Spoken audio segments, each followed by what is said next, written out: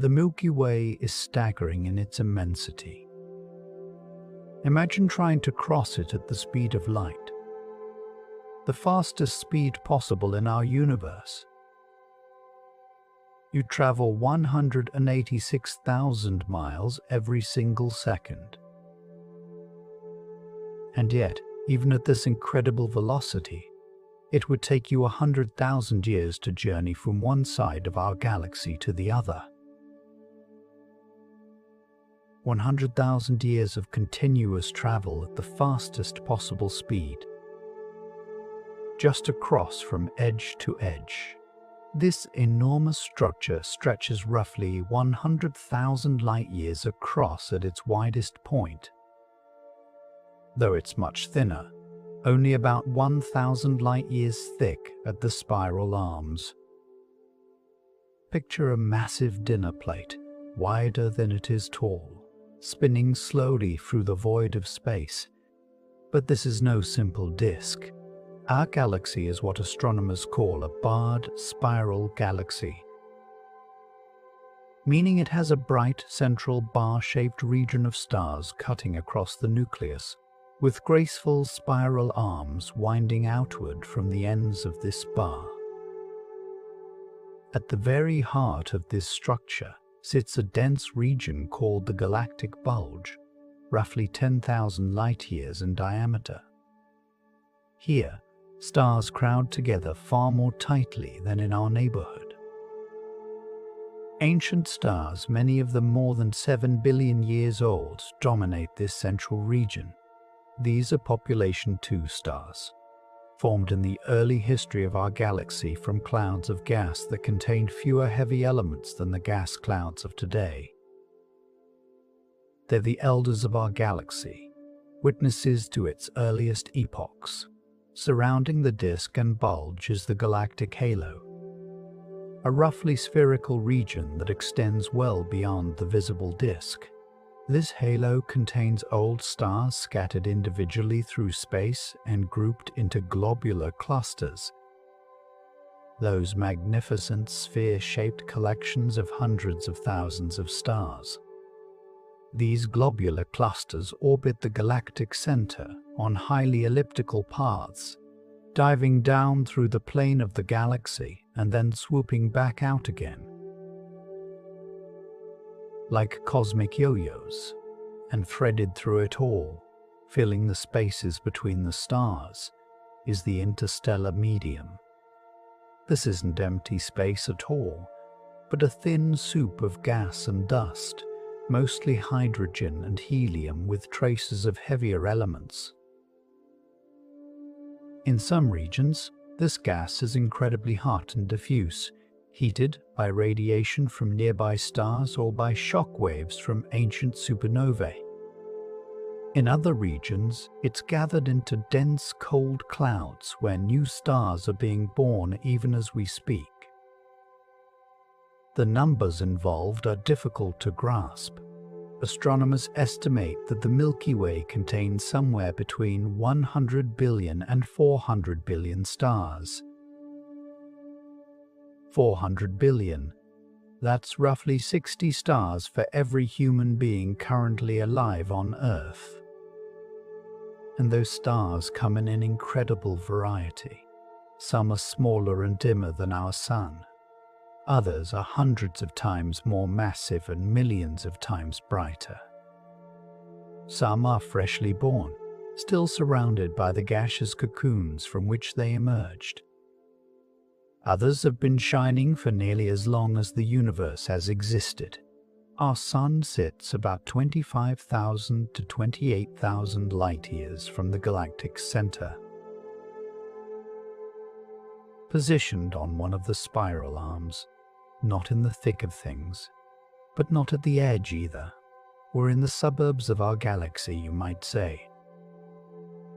If you could somehow stand outside the Milky Way and look at it from above, you'd see our Sun as one tiny point of light in the Perseus arm, sometimes called the Orion Spur, winding around the galaxy's bright center. The galaxy isn't static, everything is moving. The Sun, along with all the other stars in our neighborhood, orbits around the galactic center at a speed of about 515,000 miles per hour. At this velocity, it takes our Sun roughly 225 to 250 million years to complete one full orbit around the galaxy. Astronomers call this period a cosmic year or galactic year. Since the Sun formed about 4.5 billion years ago, it has completed roughly 18 to 20 orbits around the galactic center. The last time we were at this particular spot in our galactic orbit, dinosaurs still roamed the Earth. But here's something remarkable. As we orbit, we're not alone. The entire solar system moves as a unit, with all the planets maintaining their relative positions around the Sun while we all journey together through space. And we're not just orbiting in a flat circle either. Our path bobs up and down relative to the galactic plane, like a horse on a carousel. Currently, we're located about 95 light-years from the central plane of the galaxy, which in galactic terms is quite close. The Milky Way didn't always look the way it does today. It formed roughly 13.5 billion years ago, when gravity pulled together vast clouds of primordial hydrogen and helium left over from the Big Bang. The first stars to form were massive and short-lived, burning through their fuel in just millions of years before exploding as supernovae. These explosions enriched the gas clouds with the first heavy elements, carbon, oxygen, iron, and others, making it possible for new generations of stars to form with more complex chemistry. Over billions of years, smaller galaxies merged with the growing Milky Way, each merger adding new stars and gas to the mix. Even today, our galaxy is in the process of consuming smaller satellite galaxies. The Sagittarius dwarf elliptical galaxy, for instance, is currently being torn apart by the Milky Way's gravity. Its stars scattered into long streams that wrap around our galaxy like ribbons, and the future holds even more dramatic changes. In about 4 billion years, the Milky Way will collide with our nearest large neighbor, the Andromeda Galaxy. When that happens, the two galaxies will pass through each other in a slow-motion cosmic dance that will take hundreds of millions of years to complete. Despite the countless billions of stars in both galaxies, actual stellar collisions will be rare because the spaces between stars are so vast. But the gravitational interactions will scramble the orbits of stars, trigger massive waves of new star formation, and eventually merge the two galaxies into a single elliptical galaxy that astronomers have already nicknamed Milky Way. But we're getting ahead of ourselves. Before we look to the distant future, let's explore the stars that populate our galaxy today. From the smallest red dwarfs to the mightiest supergiants, from newborn stars still wrapped in their birth clouds to the exotic corpses of stars that died long ago. Famous celestial beacons. Before we dive deep into the science of stellar classification, let's meet some of the individual stars that have captured human imagination throughout history. These are the bright lights that have guided sailors, inspired poets, marked the changing seasons, and now serve as laboratories for understanding stellar physics. Sirius, the dog star, reigns as the brightest star in our night sky. Located just 8.6 light-years from Earth, Sirius is actually a binary system consisting of Sirius A, a brilliant white main-sequence star about twice as massive as our Sun, and Sirius B, a faint white dwarf companion. Sirius A pumps out about 25 times more light than the Sun. and its apparent brilliance is enhanced by its relative proximity to us. Ancient Egyptians based their calendar on the heliacal rising of Sirius, the moment when the star first becomes visible in the dawn sky just before sunrise after a period of being hidden by the sun's glare. This event coincided with the annual flooding of the Nile River, bringing fertility to the land and marking the Egyptian New Year. The name Sirius comes from the Greek word meaning scorching or blowing, an appropriate designation for the brightest jewel in our sky. To ancient Greeks, Sirius rising with the sun in late summer brought the oppressive heat of the dog days. Romans believed that Sirius added its heat to the suns during this period, making it the hottest time of year. The companion star, Sirius B, has its own remarkable story. It was discovered in 1844 when German astronomer Friedrich Bessel noticed that Sirius wobbled slightly in its motion across the sky, suggesting an invisible companion.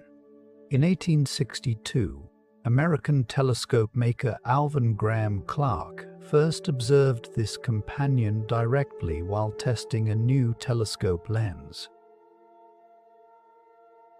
Sirius B turned out to be a white dwarf, the compressed core of a star that had exhausted its nuclear fuel. Despite containing roughly the mass of our Sun, Sirius B is only about the size of Earth, making it incredibly dense.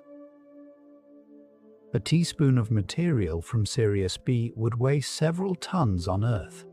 Betelgeuse, whose name derives from Arabic and roughly translates to the hand or shoulder of the Great One, marks the shoulder of Orion the Hunter. This red supergiant is one of the largest stars visible to the naked eye. Its distance from Earth isn't precisely known, with estimates ranging from 500 to 700 light-years. But even at the greater distance, Betelgeuse would rank among the most luminous stars in our stellar neighborhood.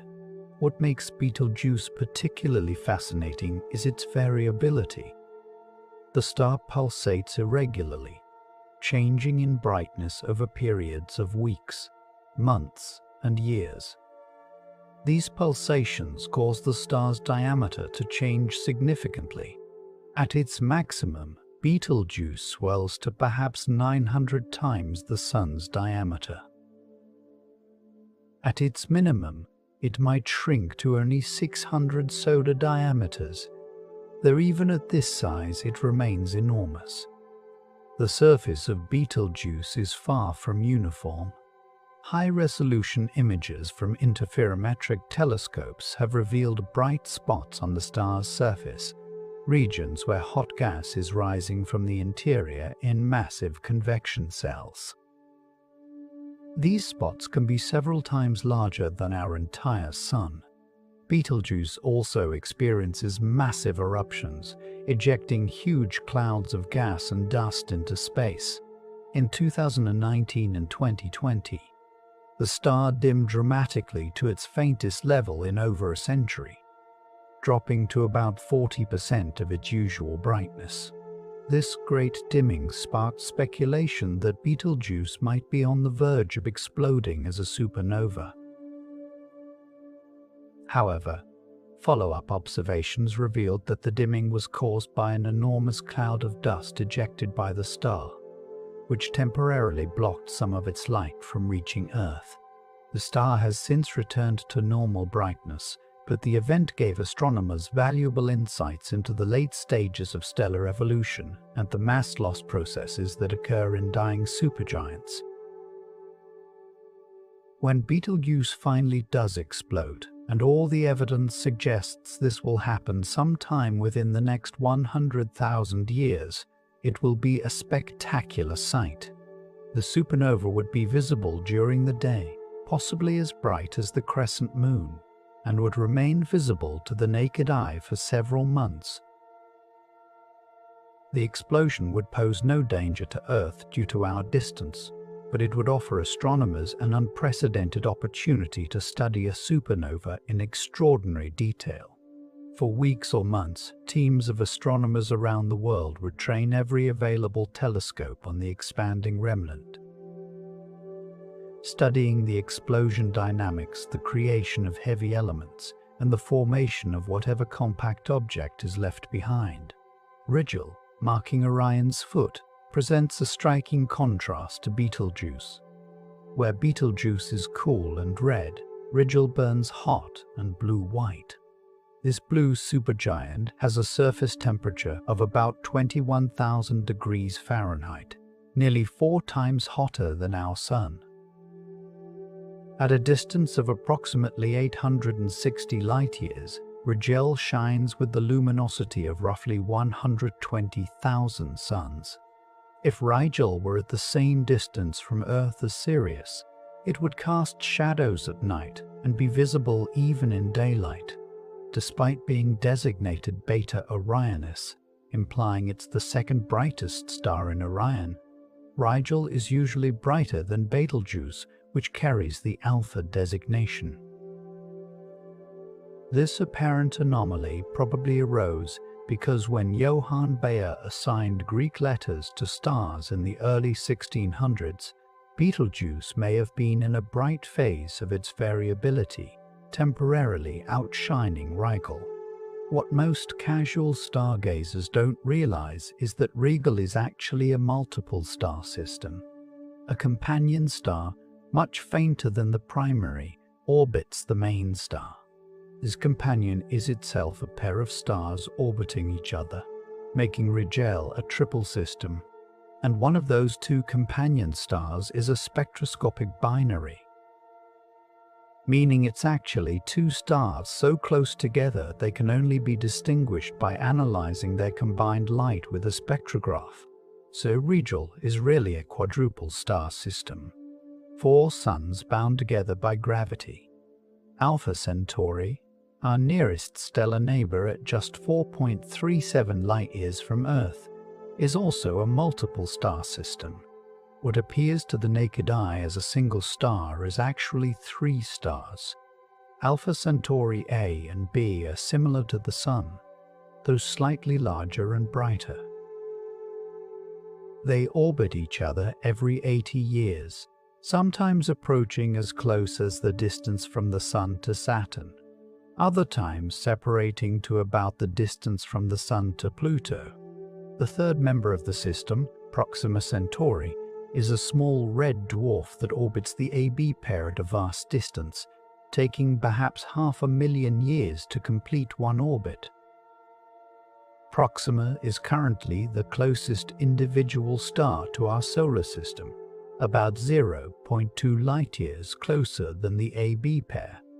In 2016, astronomers discovered a planet orbiting Proxima Centauri, called Proxima Centauri b. This planet has a minimum mass of about 1.3 Earth masses and orbits in the star's habitable zone, where temperatures might allow liquid water to exist on the surface. However, Proxima is an active red dwarf that frequently unleashes powerful flares, blasts of radiation that could strip away a planet's atmosphere. Whether Proxima b could maintain an atmosphere and whether it could harbor life remain open questions. Additional planets may orbit Proxima and the AB pair, and advanced telescopes currently under development might be able to image them directly. Vega, the 5th brightest star in our sky, is a brilliant blue-white star about 25 light-years away in the constellation Lyra. Vega has played an important role in astronomy as a standard reference star for calibrating brightness measurements. It rotates extremely rapidly, spinning on its axis once every 12.5 hours compared to the Sun's leisurely 25-day rotation. This rapid rotation causes Vega to bulge at its equator, making it noticeably oblate rather than spherical. Vega is surrounded by a disk of dust, detected in the 1980s by the IRAS infrared satellite. This disk might indicate the presence of planets, though no planets have yet been confirmed. Vega's dust disk is older than the dust disks seen around young stars like those in the Orion Nebula, suggesting it might be a debris disk produced by collisions between asteroids and comets, similar to the asteroid belt and Kuiper belt in our solar system. Polaris, the North Star, holds a special place in human culture, despite being only moderately bright, the 48th brightest star in the sky. Its importance comes from its position. Due to a fortunate alignment, Polaris lies very close to the north celestial pole, the point in the sky that Earth's north polar axis points toward. This means that as Earth rotates, Polaris appears to remain nearly stationary while all the other stars appear to circle around it. For centuries, navigators have used Polaris to find north and to determine their latitude. The altitude of Polaris above the horizon equals your latitude, at least in the northern hemisphere. At the North Pole, Polaris is directly overhead. At the equator, it sits right on the horizon. Polaris is actually a triple star system. The primary star, Polaris A, is a yellow supergiant about 2,500 times more luminous than our Sun. It's also a Cepheid variable star, pulsating in brightness with a period of just under 4 days, though the pulsations are small and difficult to detect. 2 smaller companion stars orbit the primary. Interestingly, Polaris hasn't always been the North Star, and it won't always be. Earth's rotation axis wobbles slowly over a 26,000-year cycle, a phenomenon called precession. This causes the position of the celestial poles to shift gradually against the background stars. 5,000 years ago, the star Thuban in the constellation Draco was the North Star. In about 12,000 years, the bright star Vega will take over the role. Then, eventually, after the full 26,000-year precession cycle, Polaris will be the North Star again. Antares, whose name means rival of Mars due to its reddish color, is another supergiant similar to Betelgeuse. Located about 550 light-years away in the constellation Scorpius, Antares is the 15th brightest star in the sky, with a diameter estimated at around 700 times that of the Sun. If Antares replaced our Sun, its surface would extend beyond the orbit of Mars. Antares is cooler than Betelgeuse, with a surface temperature of only about 5,900 degrees Fahrenheit, which gives it a deep red color. Despite this low temperature, its enormous size makes it about 57,000 times more luminous than the Sun. Like Betelgeuse, Antares is a red supergiant approaching the end of its life. It has already burned through the hydrogen in its core and is now fusing heavier elements. Within the next few million years, probably sooner, Antares will explode as a supernova. Arcturus, the 4th brightest star in our sky, is an orange giant located about 37 light-years from Earth. Although it appears distinctly orange to the eye, Arcturus is not a red supergiant like Betelgeuse or Antares. Instead, it's a much less massive star, only slightly more massive than our Sun, that has reached the red giant phase of its evolution. Arcturus has exhausted the hydrogen in its core and swelled to about 25 times the Sun's diameter. In about 5 billion years, our own Sun will undergo a similar transformation, swelling into a red giant and likely engulfing the inner planets. What makes Arcturus particularly interesting is its motion through space. It's moving rapidly relative to most nearby stars, suggesting it might have originated in a different part of the galaxy, perhaps captured when a smaller galaxy merged with the Milky Way billions of years ago. Arcturus is also relatively old, estimated to be around 7 billion years old compared to the Sun's 4.6 billion years. In about 500,000 years, Arcturus will move so far from our region of space that it will no longer be visible to the naked eye from Earth. A reminder that the familiar star patterns we see today are temporary arrangements, slowly changing as stars move through the galaxy. A rainbow of suns. When we look at stars with our eyes, most of them appear white or perhaps slightly blue or red. But if we could see them up close, or if we study their light with sensitive instruments, we discover that stars come in a spectacular range of colors, each color telling us something fundamental about the star's temperature, age, and place in the cosmic life cycle. In the early 1900s, astronomers at Harvard College Observatory developed a system to classify stars based on their spectra, the rainbow of colors you get when you split a star's light with a prism. They arrange stars into categories labeled O, B, A, F, G, K, and M, from hottest to coolest. Astronomy students still remember this sequence with the mnemonic, "Oh, be a fine girl, kiss me," though many variations exist. O-type stars are the titans of the stellar world, blazing blue-white giants with surface temperatures exceeding 54,000 degrees Fahrenheit. These stars are rare, making up only a tiny fraction of the stars in our galaxy, but they're so brilliant that they can be seen across vast distances.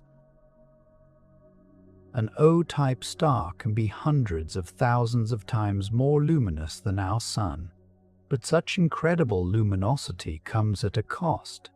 These stars burn through their nuclear fuel at a prodigious rate, living only a few million years before exhausting their hydrogen and meeting spectacular ends as supernovae. B-type stars are slightly cooler, with surface temperatures between 18,000 and 54,000 degrees Fahrenheit, and they glow with an intense blue-white light. Rigel, the brilliant star marking Orion's left foot, is a perfect example. It's a blue supergiant roughly 80 times the diameter of our Sun, and shining with the luminosity of 120,000 suns. Located about 860 light-years from Earth, Rigel is so bright that it's easily visible even from light-polluted cities. Despite being designated Beta Orionis in Johann Bayer's star catalogue, implying it's the second brightest star in Orion, Rigel is typically brighter than Betelgeuse, which received the Alpha designation. This apparent inconsistency probably occurred because Betelgeuse is a variable star that can sometimes brighten enough to outshine Rigel. R-type stars are white or blue-white, with surface temperatures between 13,500 and 18,000 degrees Fahrenheit. Sirius, the brightest star in our night sky, is an A-type star. At just 8.6 light-years from Earth, Sirius appears brilliantly white to the naked eye and is about twice as massive as our Sun and 25 times more luminous.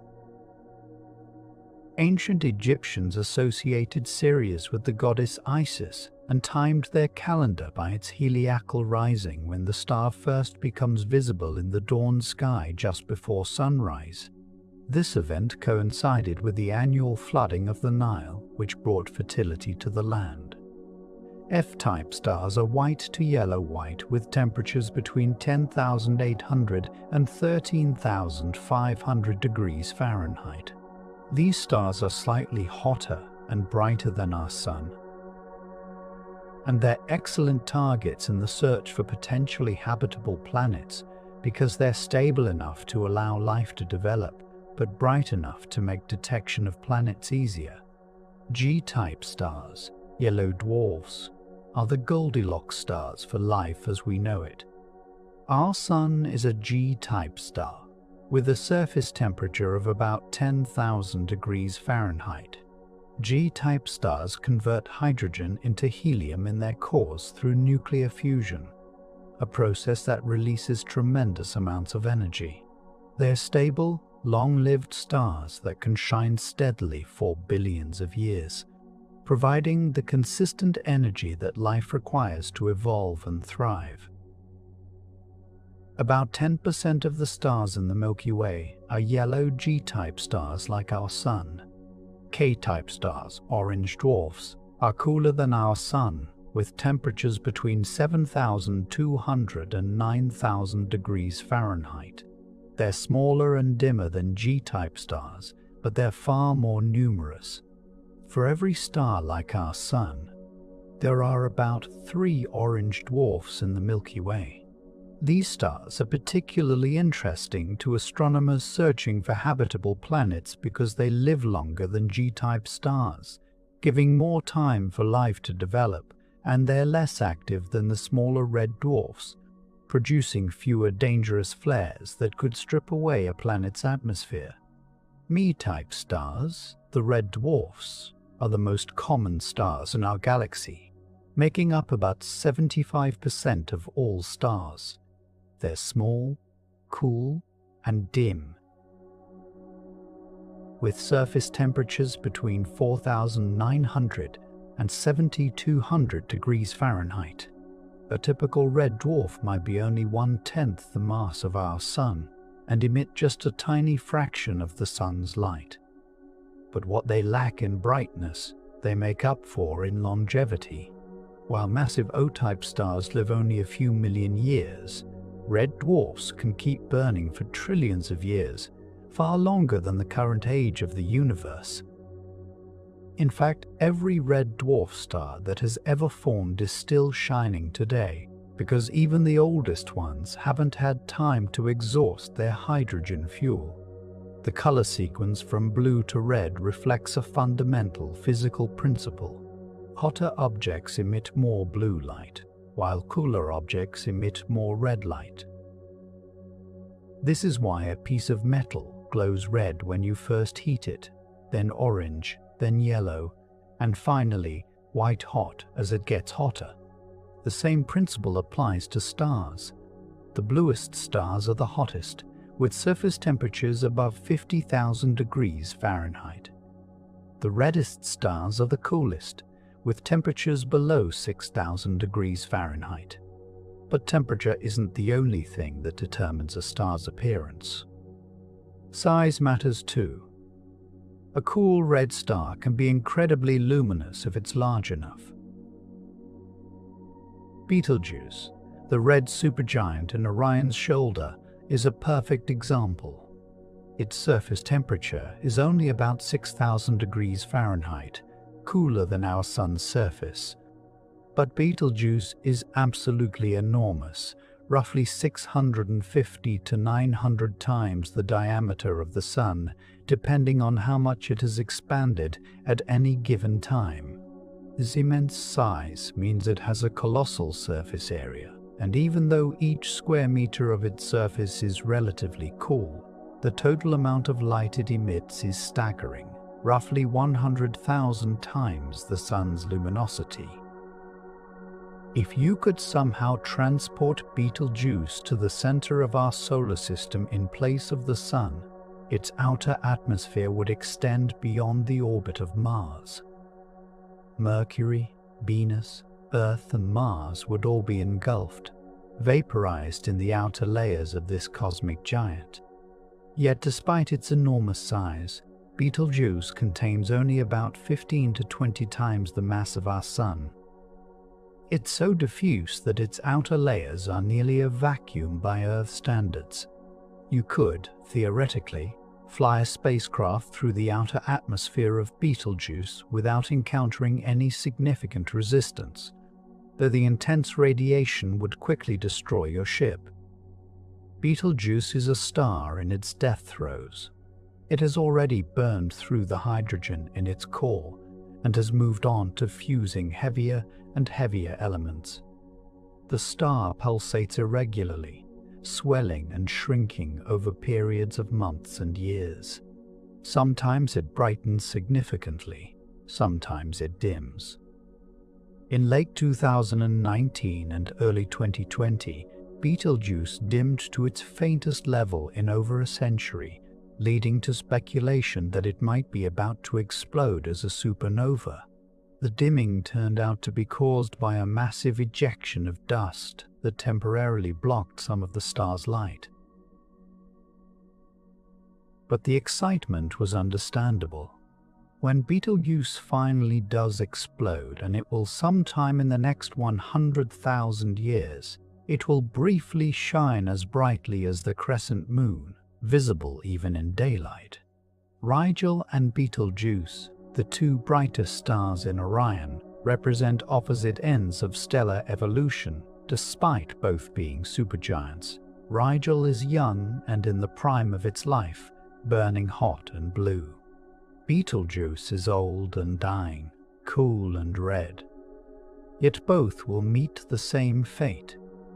They're both massive enough that they'll explode as supernovae, leaving behind either neutron stars or black holes. Between these extremes lies an incredible diversity of stellar types. There are variable stars that change brightness over time, some pulsating rhythmically, others erupting unpredictably. There are binary stars, two stars orbiting each other, sometimes so close they exchange material. There are multiple star systems with 3, 4, or more stars all gravitationally bound together. There are brown dwarfs, objects too small to sustain hydrogen fusion in their cores, straddling the line between stars and planets. And then there are the stellar remnants, the corpses of stars that once burned bright. White dwarfs, the dense cores of sun-like stars that have shed their outer layers. Neutron stars, impossibly dense objects that pack more mass than the sun into a sphere the size of a city. And black holes, regions of space where gravity has become so strong that not even light can escape. Each type of star plays a role in the grand cycle of stellar birth, life, and death that has been unfolding in our galaxy for over 13 billion years. And nowhere is this cycle more visible than in the stellar nurseries, those vast clouds of gas and dust when new stars are being born even as you read these words. Cradles of creation. Deep in the constellation of Orion, visible to the naked eye as a fuzzy patch of light in the hunter's sword, lies one of the most magnificent sights in our galaxy.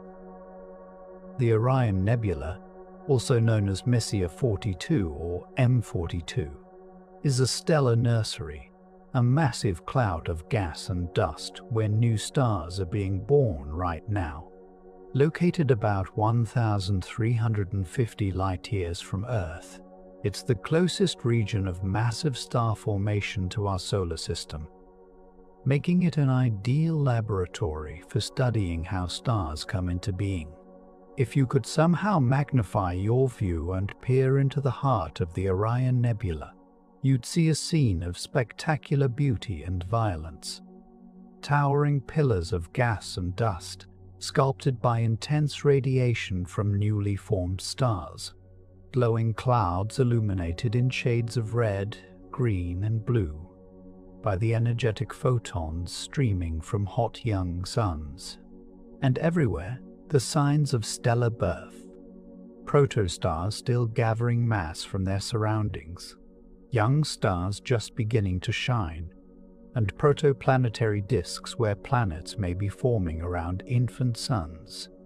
At the very center of the nebula sits a cluster of 4 blazing stars arranged in a trapezoid pattern. Appropriately named the trapezium, these 4 stars are the main source of energy that lights up the entire nebula. They're young, hot O-type and B-type stars that formed just a few million years ago, and their intense ultraviolet radiation ionizes the surrounding gas, causing it to glow. The brightest of the four, Theta 1 Orionis C, is a massive blue giant roughly 40 times the mass of our Sun and 200,000 times more luminous. The trapezium stars are just the tip of the iceberg. The Orion Nebula contains more than 700 stars in various stages of formation, ranging from massive protostars still accumulating material to low-mass brown dwarfs barely massive enough to glow dimly. Most of these stars are less than 1 million years old, mere infants by stellar standards. Our Sun, at 4.5 billion years old, is 4,500 times older than these stellar babies. The Orion Nebula is part of a much larger structure called the Orion Molecular Cloud Complex, a vast region of star formation that extends across much of the constellation. This complex contains enough gas and dust to make millions of stars like our Sun. But the Orion Nebula itself is special because it's relatively close to us, and because it's oriented in such a way that we're looking at it nearly face-on, giving us a clear view of the processes occurring within. When astronomers point powerful telescopes at the Orion Nebula, they see structures that tell the story of stellar birth. There are dark globules, dense knots of gas and dust that will eventually collapse to form new stars. There are Herbig-Haro objects, bright patches of nebulosity created when jets of material ejected by young stars slam into the surrounding gas at hundreds of miles per second. And there are protoplanetary disks, flattened structures of gas and dust surrounding young stars where planets are likely forming, just as they did around our Sun billions of years ago. One particularly striking feature of the Orion Nebula is the Orion Bar, a bright ridge of emission where the intense radiation from the trapezium stars meets a wall of dense molecular gas. This is a shock front, a boundary where supersonic flows of gas collide and compress, potentially triggering the formation of new stars. The Orion Bar is a laboratory for studying the complex feedback processes that regulate star formation. How the energy released by one generation of stars can either trigger or suppress the formation of the next generation. About 7,000 light-years from Earth, in the constellation Serpens, lies another famous stellar nursery, the Eagle Nebula, also known as Messier 16. This nebula became world-famous in 1995 when the Hubble Space Telescope captured an image of towering pillars of gas and dust within it, an image that became known as the Pillars of Creation. These pillars, sculpted by radiation and stellar winds from nearby hot stars, are several light-years tall. If one of these pillars stretched from our Sun to the nearest star, Alpha Centauri, it wouldn't quite reach. The pillars of creation are simultaneously sites of destruction and creation. The intense radiation from nearby massive stars is evaporating the pillars, slowly destroying them over millions of years. But at the same time, dense knots of gas within the pillars are collapsing to form new stars. These embryonic stars are still hidden within their dusty cocoons, invisible to optical telescopes but detectable in infrared light that can penetrate the dust. In some cases, the evaporation of the pillars is revealing dense globules of gas that were previously buried within. Astronomers call these evaporating gaseous globules, or EGGs, and each one may contain one or more protostars. As the surrounding material evaporates away, these EGs are gradually exposed, like fossils being uncovered by erosion. Some of the stars forming within these EGs will be revealed within the next few thousand years, emerging from their cocoons to become visible stars. The Eagle Nebula demonstrates a crucial aspect of star formation called feedback. When massive stars form, they don't just passively illuminate their surroundings. Their radiation and stellar winds actively reshape the environment, compressing some regions of gas and triggering new star formation while dispersing other regions and preventing stars from forming. It's a delicate balance. Too much feedback and star formation shuts down entirely. Too little, and the entire gas cloud would collapse into stars so quickly that there wouldn't be enough gas left to form later generations. Even more spectacular is the Carina Nebula, a massive star-forming region located about 7,500 light-years from Earth in the southern constellation Carina. Spanning more than 300 light-years, the Carina Nebula contains some of the most massive and luminous stars known. One star in particular stands out, Eta Carinae, a stellar system so massive and unstable that it's one of the most likely candidates for a near-term supernova. We'll return to this extraordinary object later. The Carina Nebula is a showcase of stellar variety. It contains young open star clusters where dozens or hundreds of stars are born together. It contains individual massive stars blasting their surroundings with intense radiation. It contains dark dust lanes where protostars are still hidden from view. And it contains structures shaped by stellar winds and radiation, pillars and bubbles and arcs of glowing gas.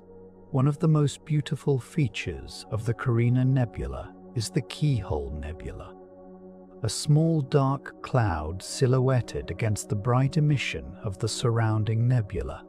This dark cloud is a dense concentration of dust that blocks light from the nebula behind it, creating a striking keyhole shape.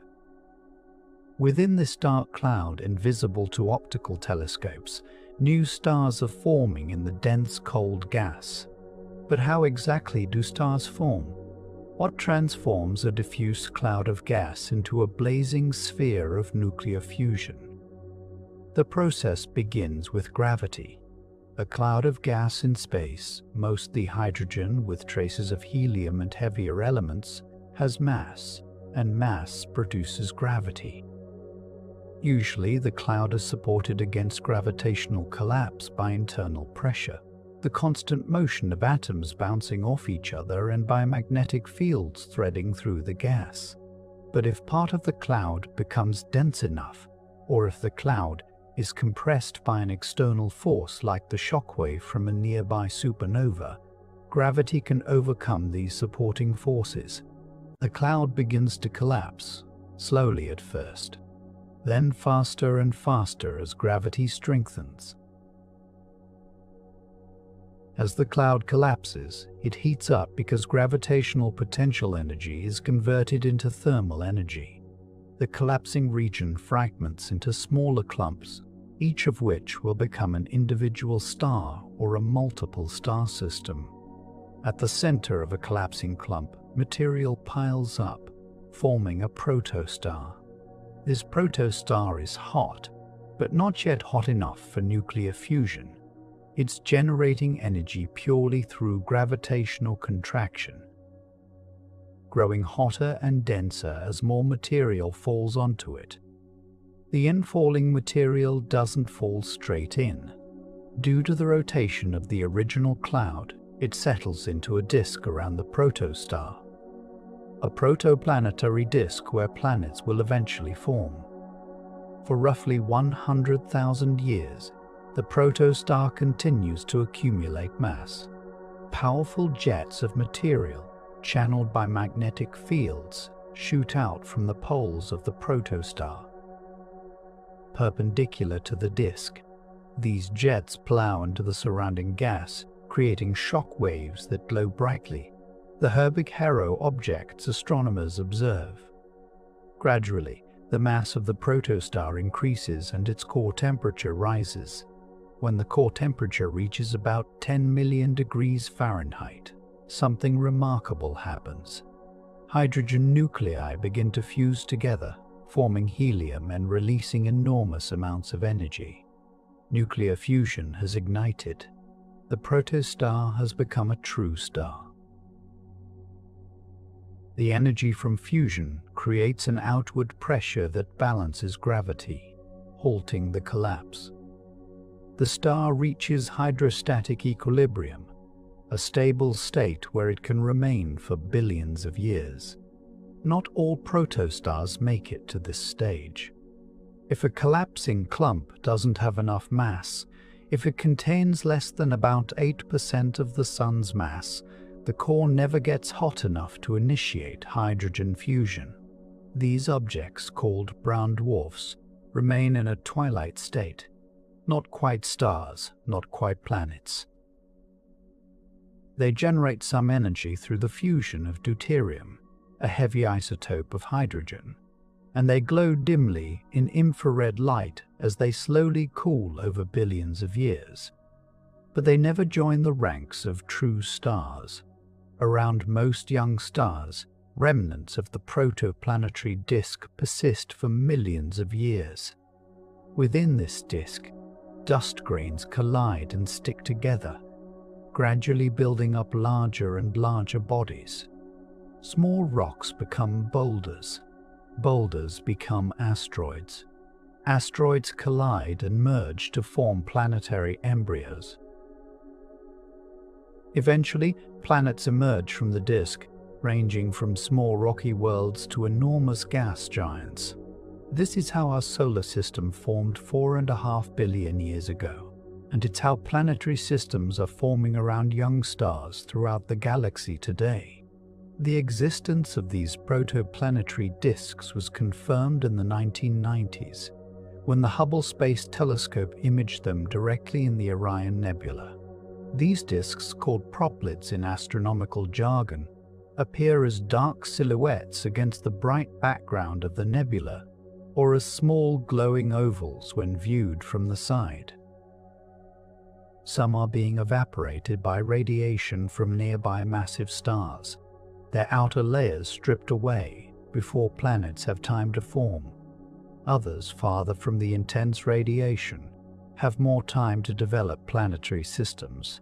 Stellar nurseries are among the most beautiful sights in the universe. Glowing clouds of gas and dust painted in vivid colors. But they're more than just beautiful. They're essential for understanding where we come from. Our Sun formed in a stellar nursery much like the Orion Nebula about 4.5 billion years ago. The gas cloud that collapsed to form the Sun and planets contained hydrogen and helium from the Big Bang, but it also contained heavier elements: carbon, oxygen, nitrogen, iron, silicon, and all the others. These elements weren't present in the early universe.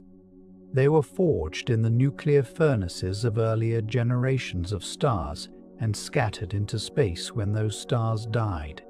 Every atom of carbon in your body, every atom of oxygen you breathe, every atom of iron in your blood was created inside a star and blown into space when that star exploded. You are literally made of stardust, the remnants of stars that lived and died before the Sun was born. The stellar nurseries where new stars form today are recycling this stardust, incorporating it into new stars and new planets, continuing the cosmic cycle of birth, death, and rebirth that has been going on since the first stars ignited over 13 billion years ago. The life and death of stars. A star is a battle between two fundamental forces. Gravity pulls inward, trying to crush the star into an ever smaller, ever denser ball. Heat and radiation pressure push outward, trying to blow the star apart. For most of a star's life, these forces are perfectly balanced. The star exists in a state of equilibrium, neither collapsing nor expanding. maintaining a stable size and temperature for millions, billions, or even trillions of years. Our Sun has been in this equilibrium state for about 4.5 billion years.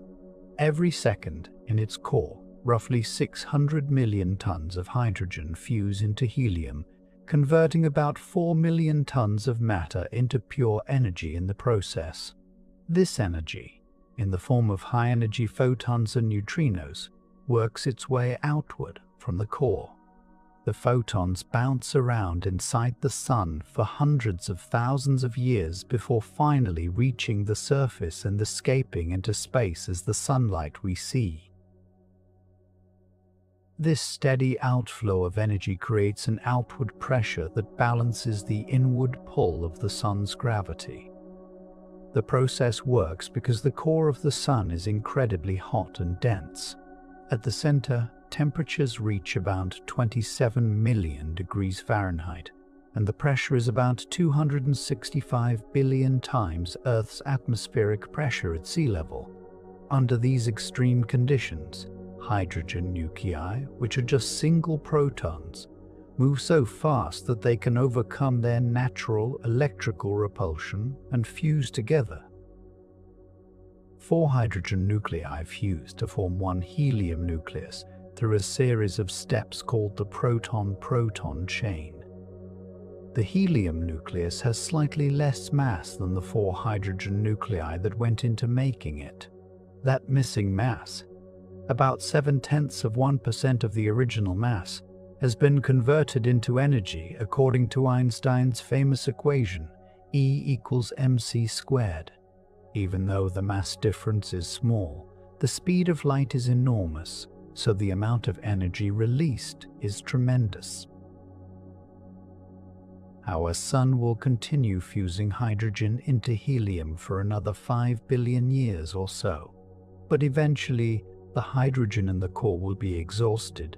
When that happens, the core will contain mostly helium, which doesn't undergo fusion at the Sun's current core temperature.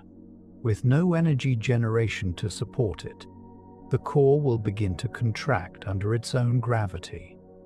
This contraction will heat the core, and the shell of hydrogen surrounding the core will become hot enough to fuse. The Sun will have a shell-burning phase where a thin shell of hydrogen just outside the core generates energy, while the helium core itself remains inert. The energy from this shell burning will cause the Sun's outer layers to expand dramatically. The Sun will swell to perhaps 200 times its current diameter, becoming a red giant. Its surface temperature will drop as it expands, which is why it will glow red rather than yellow. But despite the lower surface temperature, the Sun's total luminosity will increase because of its vastly enlarged surface area.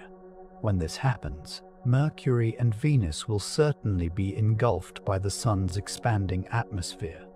Earth might be consumed as well, or it might survive as a scorched, lifeless cinder in a much wider orbit. As the helium core continues to contract, it will eventually reach a temperature of about 180 million degrees Fahrenheit. At this temperature, helium fusion can begin. 3 helium nuclei fuse to form one carbon nucleus in a process called the triple alpha process. This ignites suddenly in a helium flash, a brief period where the core generates enormous amounts of energy. After the helium flash, the Sun will settle into a new equilibrium state, burning helium in its core and hydrogen in a shell, and it will shrink somewhat from its red giant size. But this helium-burning phase won't last as long as the hydrogen-burning phase. After perhaps 100 million years, the helium in the core will be exhausted, leaving a core of carbon and oxygen. For a star like the Sun, this is the end of the line. The core isn't hot enough to fuse carbon, and without a source of energy, there's nothing to hold up the core against gravity. The core contracts, heating the layers above it, and the Sun swells again into an even larger red giant. At this point, the Sun becomes unstable. It pulsates, swelling and shrinking over periods of months or years. With each pulsation, it sheds some of its outer layers into space, driven away by radiation pressure. Over the course of perhaps 10,000 years, the Sun will lose most of its mass this way, creating an expanding shell of gas around the core.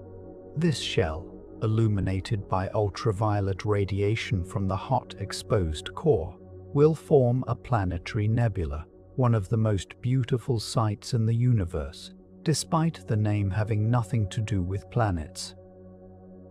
What's left behind is the core, now exposed, a hot sphere about the size of Earth, but containing about half the Sun's original mass. This is a white dwarf, an incredibly dense object where a teaspoon of material would weigh as much as an elephant on Earth. The white dwarf no longer generates energy through fusion.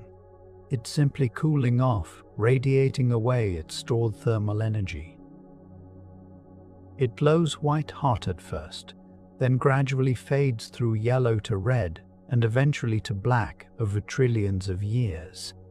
Because the universe is only about 13.8 billion years old, there hasn't been enough time for any white dwarf to cool completely to a black dwarf, so all white dwarfs currently in the universe are still glowing at least faintly.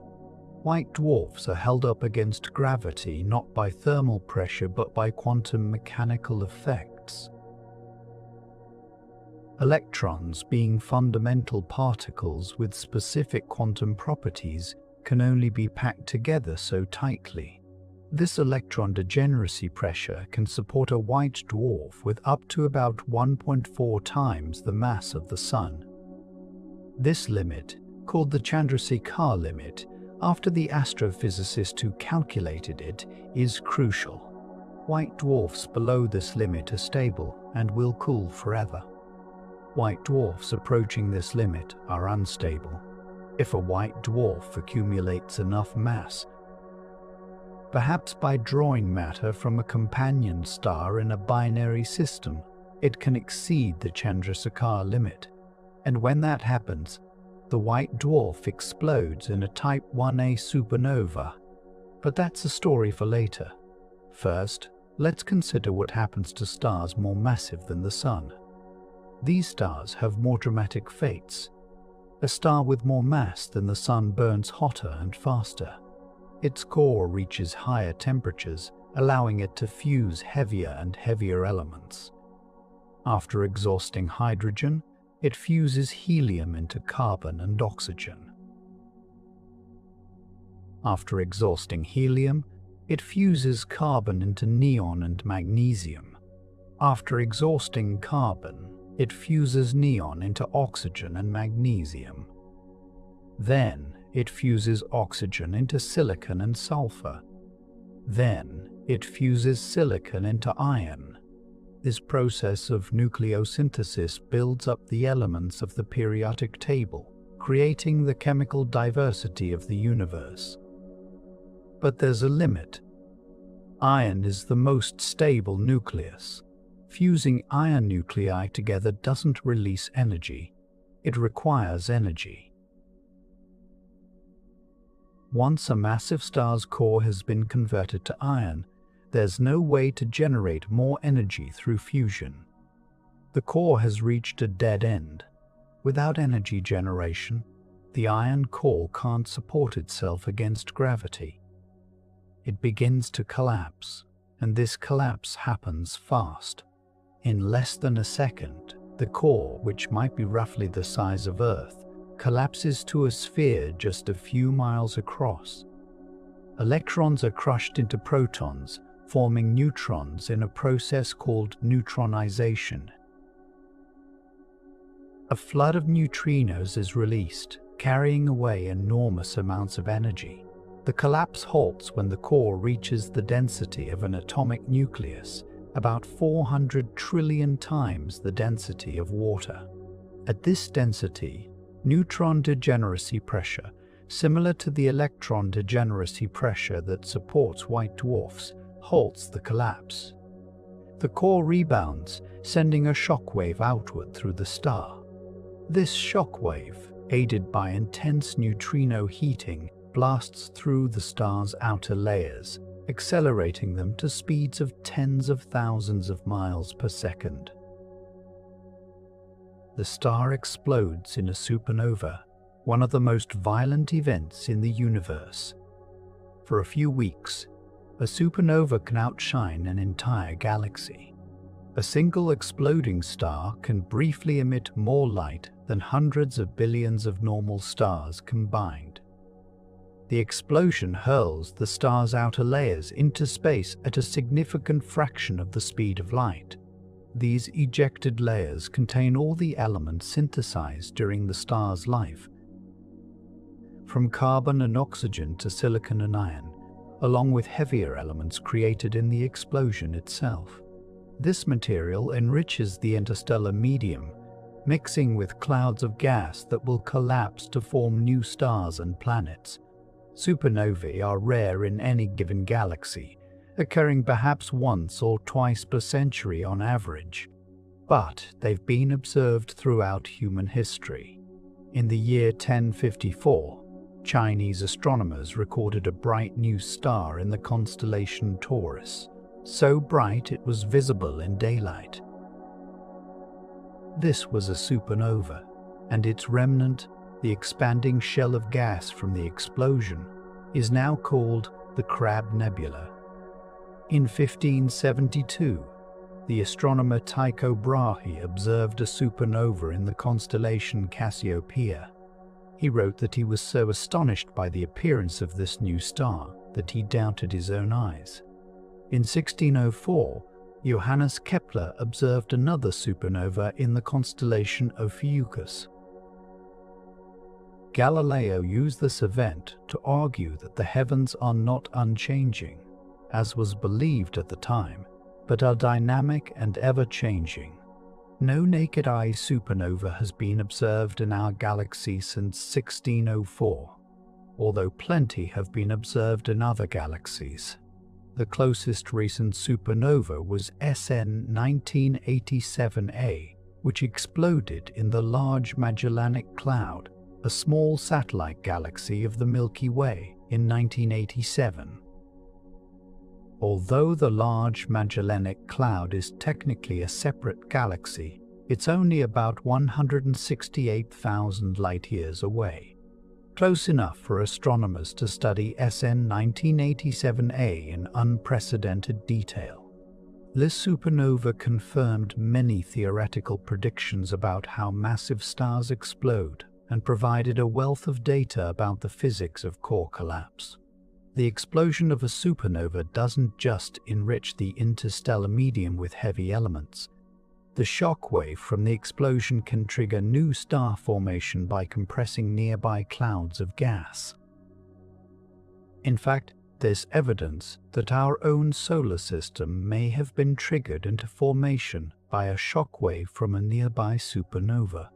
Some meteorites contain traces of short-lived radioactive isotopes that could only have been created in a supernova, and these isotopes would have decayed away if too much time had passed between the supernova and the formation of the solar system.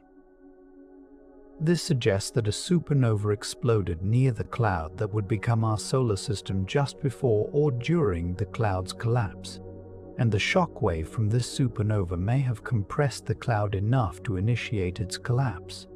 But the supernova explosion is only part of the story. What happens to the core, the dense sphere of neutrons left behind?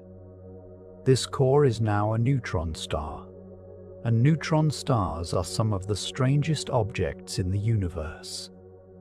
Cosmic lighthouses and magnetic monsters. Imagine compressing Mount Everest into a space the size of a sugar cube. That gives you some sense of the density of a neutron star. A neutron star typically contains about 1.4 times the mass of the Sun compressed into a sphere. only about 12 miles across. A single teaspoon of neutron star material would weigh about 1 billion tons on Earth, roughly the mass of Mount Everest. The surface gravity is about 200 billion times stronger than Earth's gravity. If you could somehow stand on the surface of a neutron star, you'd be flattened to a layer less than an atom thick. The matter inside a neutron star exists in a state unlike anything found elsewhere in the universe except possibly in the hearts of black holes. The density is comparable to the density inside an atomic nucleus. Under such extreme pressure, protons and electrons are forced together to form neutrons, hence the name. The outer crust of a neutron star consists of atomic nuclei and electrons squeezed together into a crystalline lattice. Deeper down, the nuclei dissolve into a soup of neutrons, protons, and electrons. In the very center, the conditions are so extreme that neutrons themselves might break down into their constituent quarks, forming a quark soup. When a massive star's core collapses to form a neutron star, the conservation of angular momentum ensures that the neutron star spins rapidly, sometimes hundreds of times per second. The fastest known neutron star, PSR J17482446 AD, rotates 716 times per second. That means a point on its equator is moving at about 24% the speed of light. The star also has an extremely strong magnetic field, typically 1 trillion times stronger than Earth's magnetic field. These intense magnetic fields funnel charged particles away from the neutron star's magnetic poles, creating beams of radiation that sweep through space like the beam of a lighthouse. If these beams happen to point toward Earth as the neutron star rotates, we see pulses of radiation with incredible regularity. These objects are called pulsars, and the first one was discovered in 1967 by Jocelyn Bell Burnell, then a graduate student working with radio astronomer Anthony Hewish.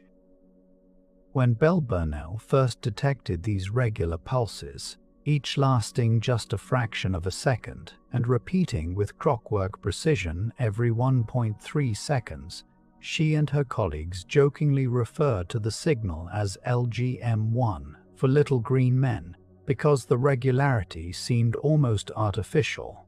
But further observations revealed more of these pulsing sources, and it became clear that they were natural objects. We now know that these are rapidly rotating neutron stars, cosmic lighthouses sweeping their beams across space. The Crab Nebula, the remnant of the supernova observed by Chinese astronomers in 1054, contains one of the most studied pulsars. The Crab pulsar rotates about 30 times per second, and it emits pulses not just in radio wavelengths but across the entire electromagnetic spectrum, from radio to X-rays to gamma rays. High-speed cameras have captured images of the nebula blinking on and off as the pulsar's beam sweeps across our line of sight. The energy from the pulsar powers the entire nebula, causing it to glow brightly in various wavelengths. As pulsars age, they gradually slow down. The energy that powers their beams comes from their rotational energy, so as they emit radiation, they spin more slowly. Young pulsars like the one in the Crab Nebula spin dozens or hundreds of times per second. Old pulsars might spin only once every few seconds. Eventually, after tens of millions of years, a pulsar slows down so much that it stops generating detectable radiation. It becomes a dead neutron star, still enormously dense and still with an intense magnetic field, but no longer observable as a pulsar. Some neutron stars, however, have even more extreme magnetic fields. These objects, called magnetars, have magnetic fields about 1,000 times stronger than typical neutron stars, roughly a quadrillion times stronger than Earth's magnetic field. To put this in perspective, a magnetar's magnetic field is so strong that from 600 miles away, it would rip the iron out of your blood. If a magnetar were located halfway from Earth to the Moon, it would erase every credit card and hard drive on the planet.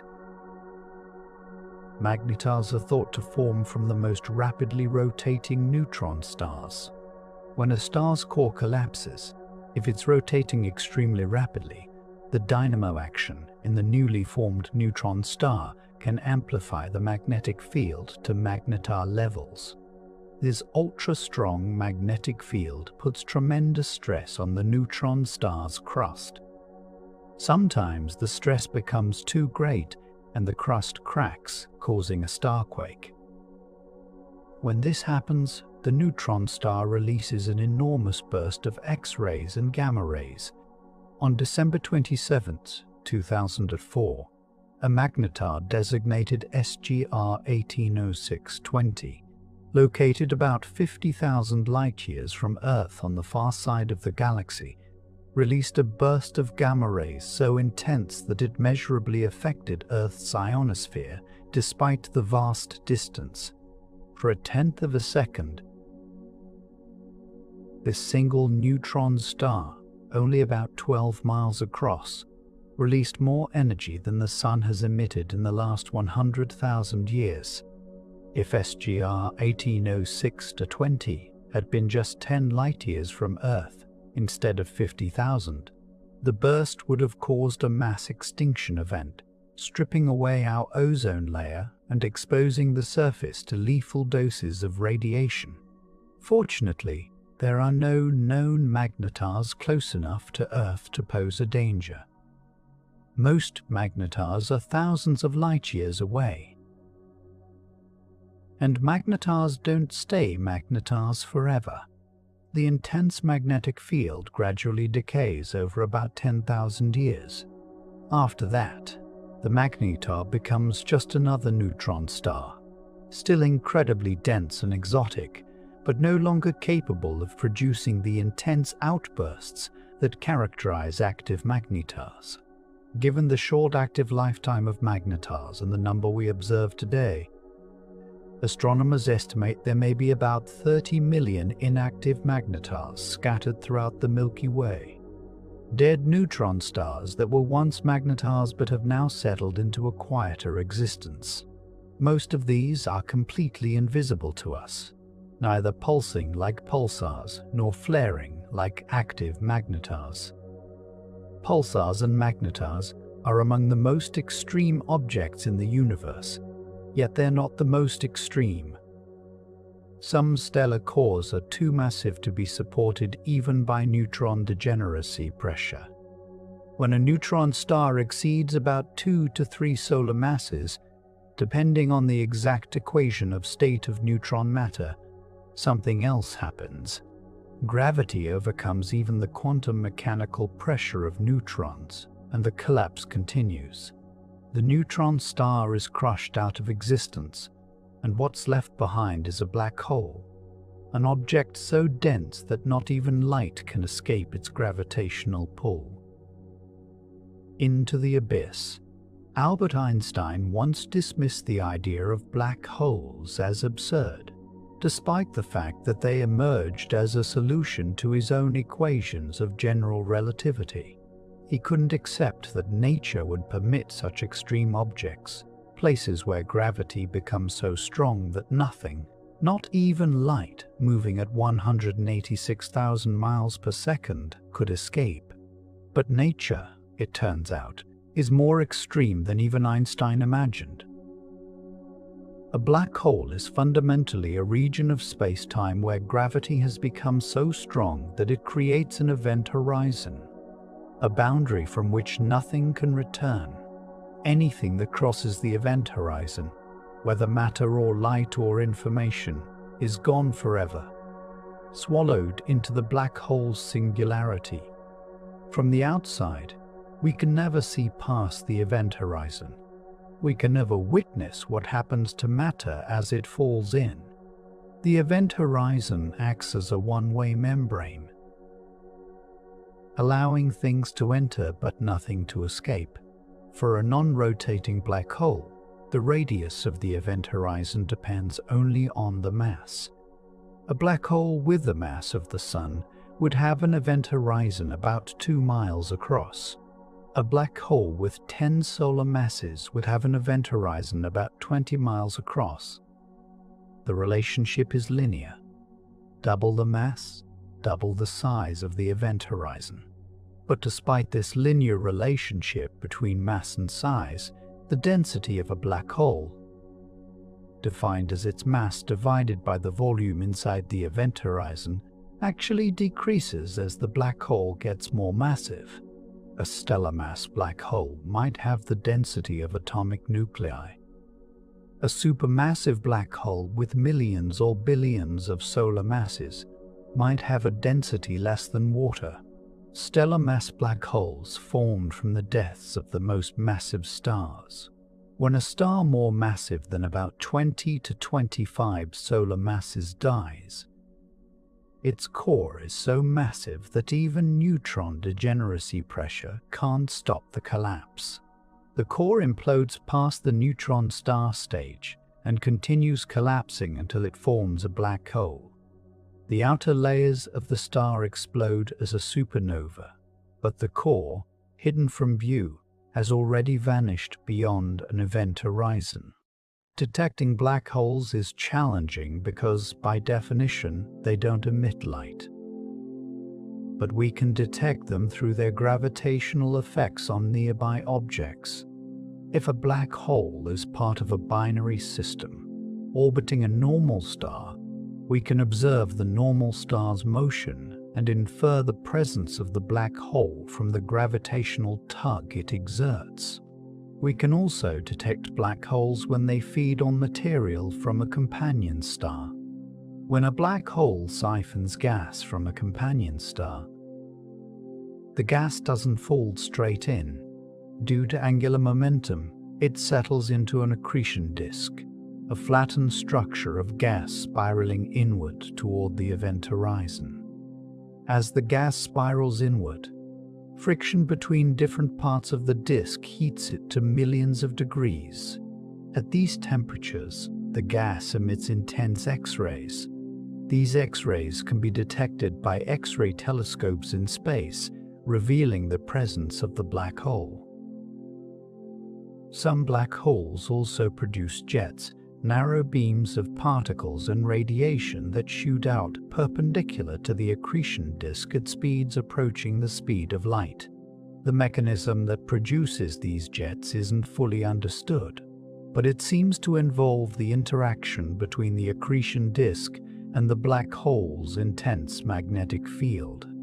The magnetic field lines twist and tangle as they're dragged along by the spinning disk, and some of the inflowing material gets redirected outward along these twisted field lines, forming the jets. One stellar mass black hole that's been studied extensively is GRO-J 165540, located about 10,000 light-years from Earth in the constellation Scorpius.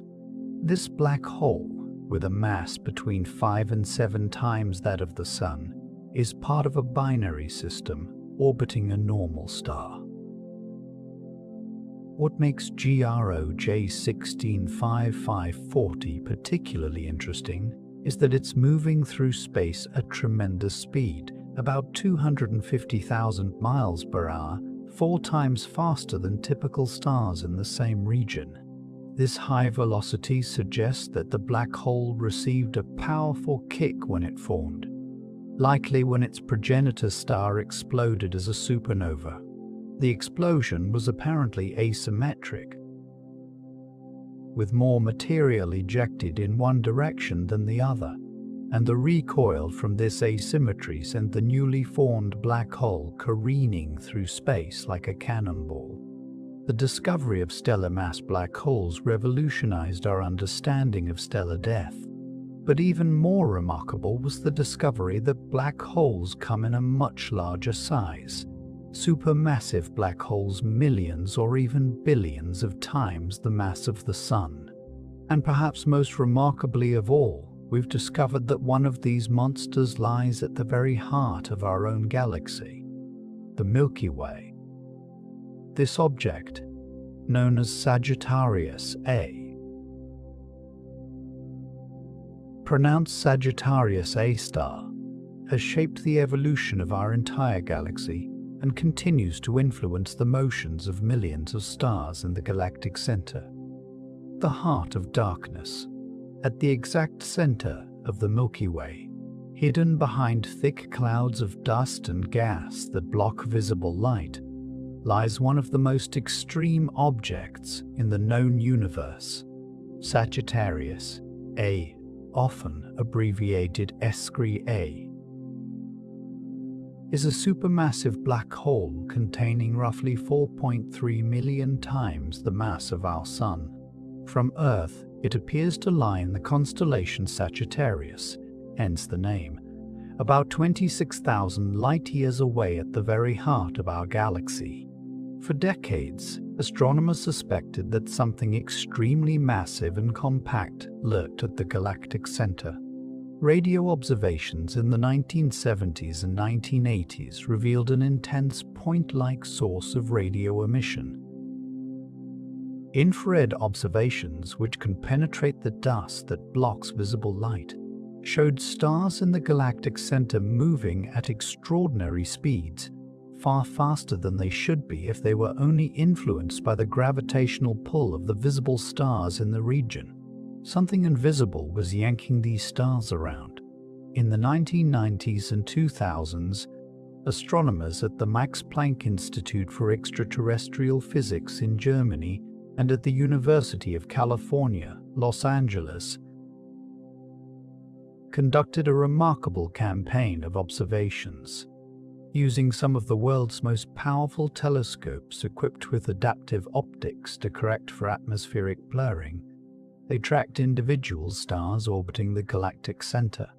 Night after night, year after year, they measured the positions of these stars with incredible precision. One star in particular, designated S2, became the key to unlocking the mystery. S2 orbits very close to SCRI-A, completing one orbit every 16 years. Its orbit is highly elliptical, bringing it to within just 11 billion miles of the central object at its closest approach. That might sound like a large distance.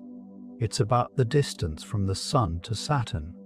But in astronomical terms, it's incredibly close for a star orbiting a galactic center.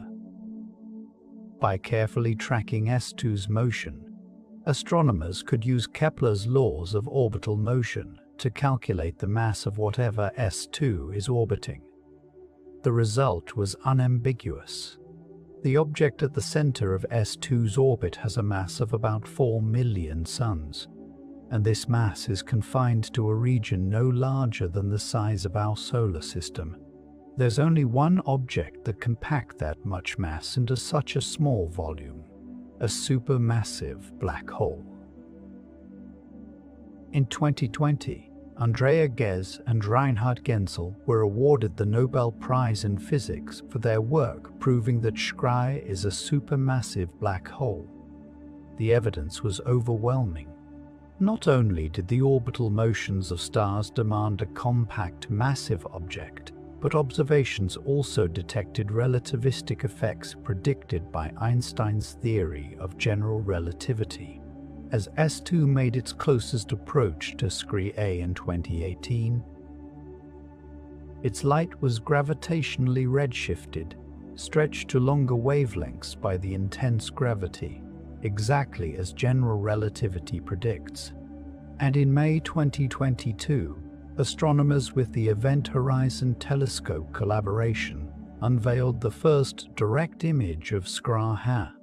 This wasn't an image of the black hole itself, which is by definition invisible, but of the glowing ring of hot gas surrounding the black hole.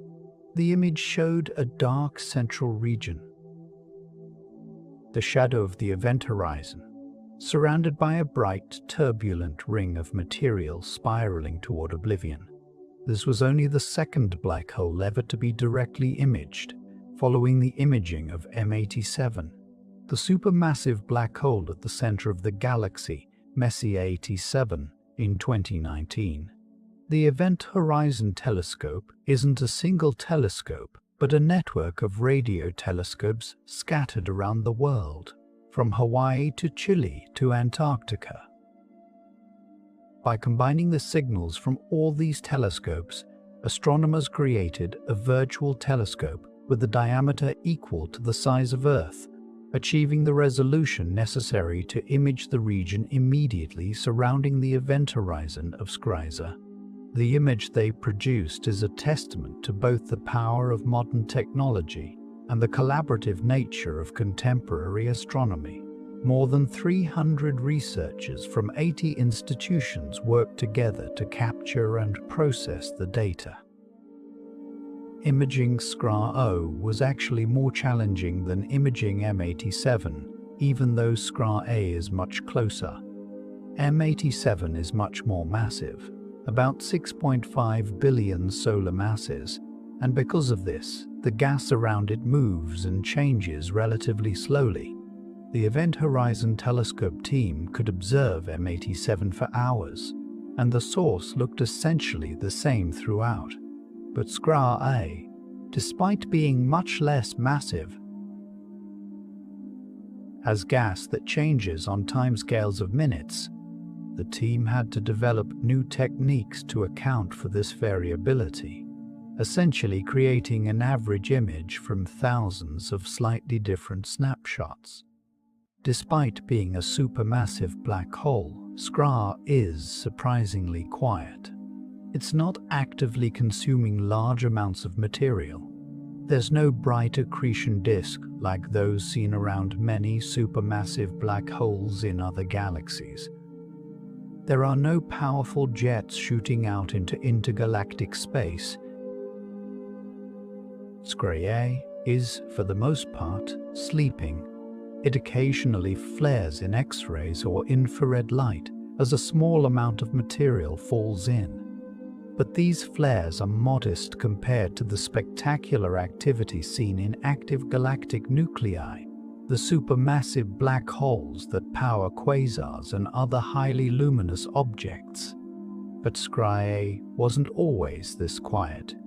In 2023, observations from NASA's IXPE Imaging X-ray Polarimetry Explorer telescope revealed evidence that SCRA-A underwent a major outburst about 200 years ago. Giant molecular clouds near the galactic center are glowing in X-rays, and the only explanation that fits the data is that these clouds are reflecting X-rays from a past flare of SCRA-Hast. This flare must have been incredibly bright, perhaps as bright as 1 million suns, though it was still modest compared to the most active supermassive black holes in the universe. The relative quiet of SCRA here today is fortunate for us. If it were actively feeding, if a steady stream of stars and gas were plunging into it, the radiation from the accretion disk would flood the central regions of the galaxy with intense X-rays and gamma rays. Any planets in the inner galaxy would be sterilized, their atmospheres stripped away by the onslaught of high-energy radiation. The fact that SCRA-A is mostly dormant has allowed life to develop in the galactic suburbs where we find ourselves. But SCRA-A won't remain quiet forever. In about 4 billion years, the Milky Way will collide with the Andromeda Galaxy. This collision will be a slow-motion event taking hundreds of millions of years. But eventually, the two galaxies will merge. And when they do, SCRA-MAXLIVE will merge with Andromeda's supermassive black hole, which is even more massive. containing perhaps 100 to 200 million solar masses. The merger will be a spectacular event, releasing gravitational waves that will ripple through the fabric of space-time. The combined black hole will likely go through a phase of intense activity, feeding on gas stirred up by the merger, before settling down into a new equilibrium. Supermassive black holes, like Scry-air, played a crucial role in the evolution of galaxies. In the early universe, the first generations of massive stars formed, lived, and died within the first few 100 million years after the Big Bang.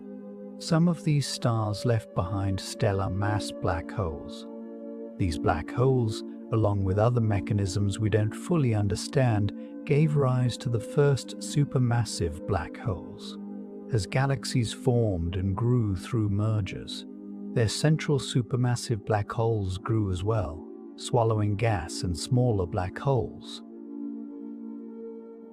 The radiation from actively feeding supermassive black holes heated the surrounding gas, preventing it from cooling and collapsing to form new stars. This feedback mechanism regulated the growth of galaxies, preventing them from turning all their gas into stars too quickly. Without supermassive black holes, galaxies would look very different than they do today. The influence of supermassive black holes extends far beyond their immediate vicinity. Jets launched by supermassive black holes can extend for millions of light-years, far beyond the galaxy that hosts the black hole. These jets plow into the intergalactic medium, heating it and enriching it with heavy elements synthesized in the stars of the host galaxy, and then processed through the supernova explosions that fed material into the black hole. In this way, supermassive black holes help distribute elements throughout the universe, seeding regions where new generations of stars and planets will form. Our understanding of Scry-air and other supermassive black holes have advanced dramatically in recent decades. But one question remains open. How do these monsters form in the first place? Stellar mass black holes form from the deaths of massive stars. We understand that process. But supermassive black holes, particularly the ones that existed when the universe was less than 1 billion years old, are more mysterious. Did they form from the merger of many stellar mass black holes? Did they form from the direct collapse of massive gas clouds in the early universe? Or is there some other mechanism we haven't yet discovered? These are questions that the next generation of telescopes and simulations will attempt to answer. Other worlds. For thousands of years, humans wondered whether other worlds might orbit other stars. The question seemed impossible to answer. Stars are so far away and so bright that any planets orbiting them would be completely lost in the glare, like trying to spot a firefly next to a searchlight. But in the 1990s, astronomers developed techniques sensitive enough to detect the subtle wobble that a planet induces in its parent star, or the minute dimming that occurs when a planet passes in front of the star as seen from Earth. The first confirmed detection of a planet orbiting a Sun-like star came in 1995. Astronomers Michel Mayor and Didier Queluz discovered a planet orbiting the star 51 Pegasi, located about 50 light-years from Earth. The planet, now called 51 Pegasi b, was nothing like anyone expected. It's a gas giant, similar in mass to Jupiter, but it orbits its star every 4 days, much closer than Mercury orbits the Sun. This was a hot Jupiter, a type of planet that wasn't supposed to exist according to the planetary formation theories of the time. The discovery of 51 Pegasi b opened the floodgates. As detection techniques improved and as more telescopes joined the search, the number of confirmed exoplanets exploded. As of January 2026, astronomers have confirmed the existence of more than 6,000 planets orbiting other stars, and these represent just a tiny fraction of the planets that must exist in our galaxy. Most of these discoveries were made by NASA's Kepler Space Telescope, which observed a small patch of sky continuously for over 4 years, watching for the telltale dips in brightness that occur when a planet transits across its star. These exoplanets are incredibly diverse. There are planets larger than Jupiter orbiting closer to their stars than Mercury orbits the Sun. There are planets made primarily of rock like Earth. There are planets that might be covered entirely in oceans of water. There are planets orbiting binary star systems, circling both stars in a configuration that looks like something from science fiction. There are even planets orbiting the dead remnants of stars, pulsar planets, though how these survived the supernova explosion that created the pulsar remains a mystery. One particularly intriguing planetary system is TRAPPIST-1, located about 40 light-years from Earth. This system contains 7 Earth-sized planets, all orbiting a cool red dwarf star. 3 of these planets, designated TRAPPIST-1e, FIF and G, orbit within the star's habitable zone, the region where temperatures might allow liquid water to exist on a planet's surface. If any of these planets have atmospheres and surface water, they could potentially harbor life.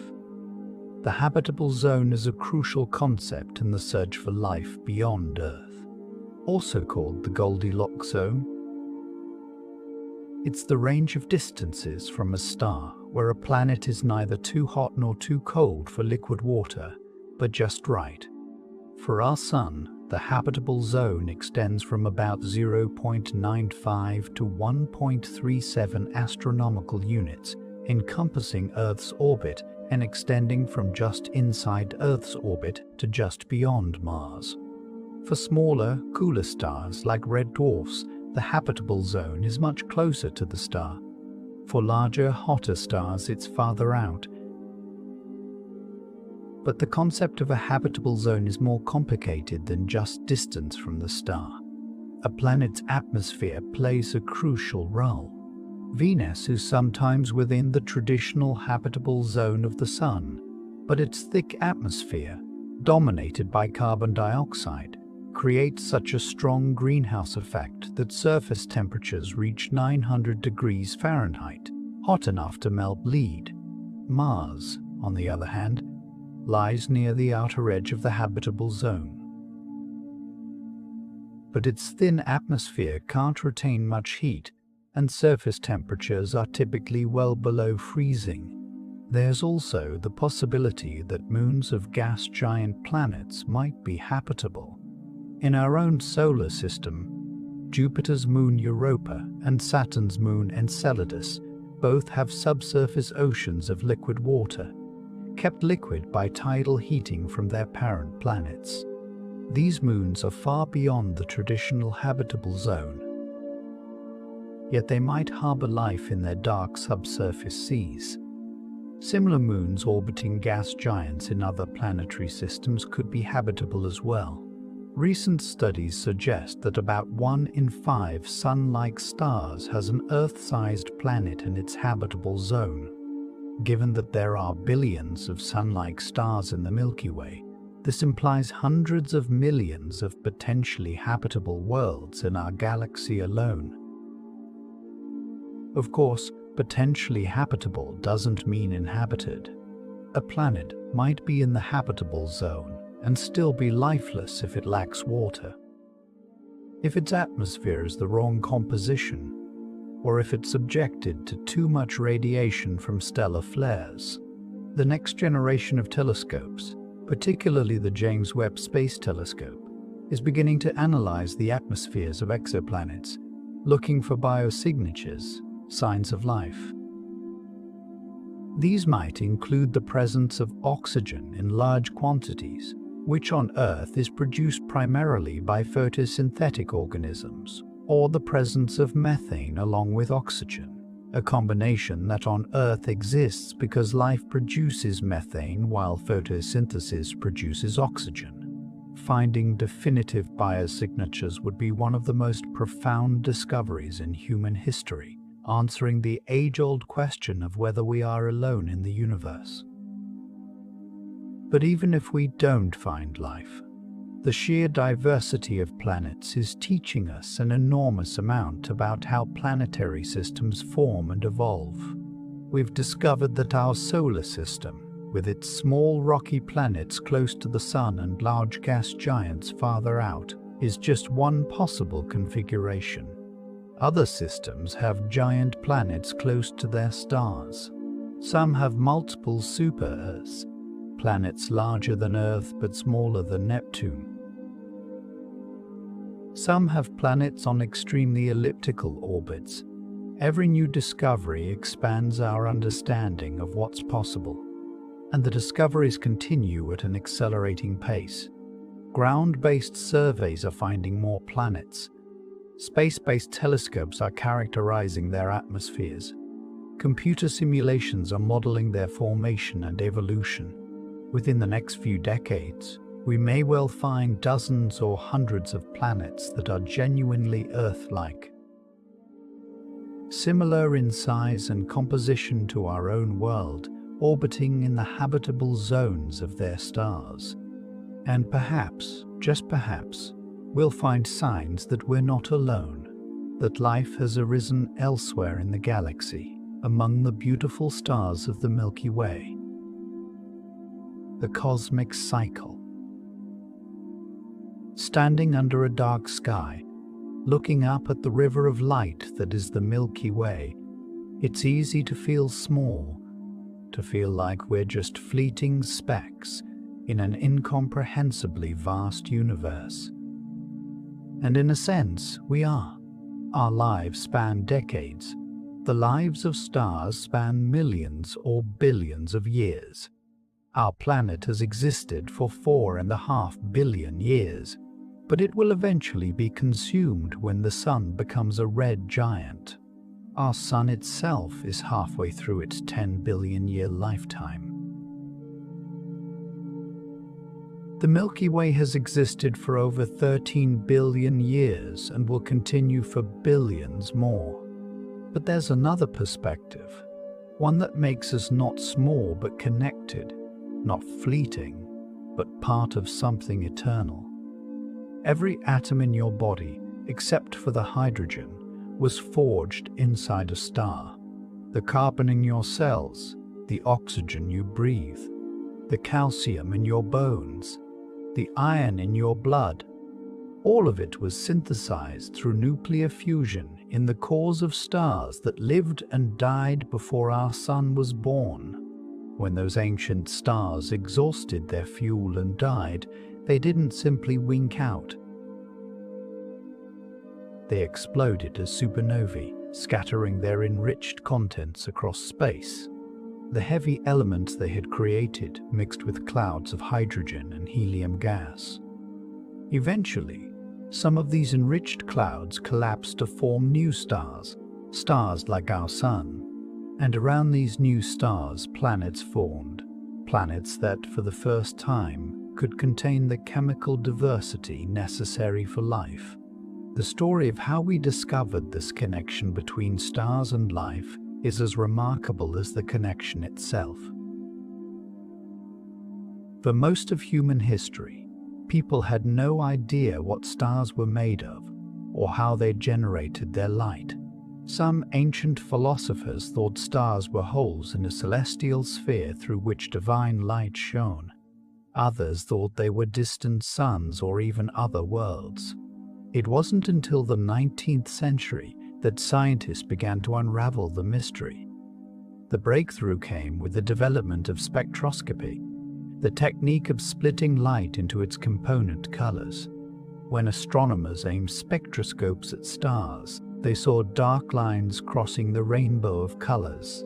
absorption lines created when elements in the star's atmosphere absorb specific wavelengths of light. By matching these absorption lines to the known spectra of elements measured in laboratories on Earth, astronomers realized that stars are made of the same elements found on Earth. Iron, calcium, sodium, hydrogen, and helium showed up in stellar spectra. The stars weren't made of some exotic celestial substance. They were made of ordinary matter. But how did stars generate their light? This remained a mystery well into the 20th century. Some scientists thought stars generated energy through gravitational contraction, slowly shrinking and converting gravitational potential energy into heat and light. But calculations showed that this mechanism couldn't power the sun for more than a few million years, and geologists had already determined that Earth was billions of years old. The energy source of stars remained an enigma. The solution came from nuclear physics.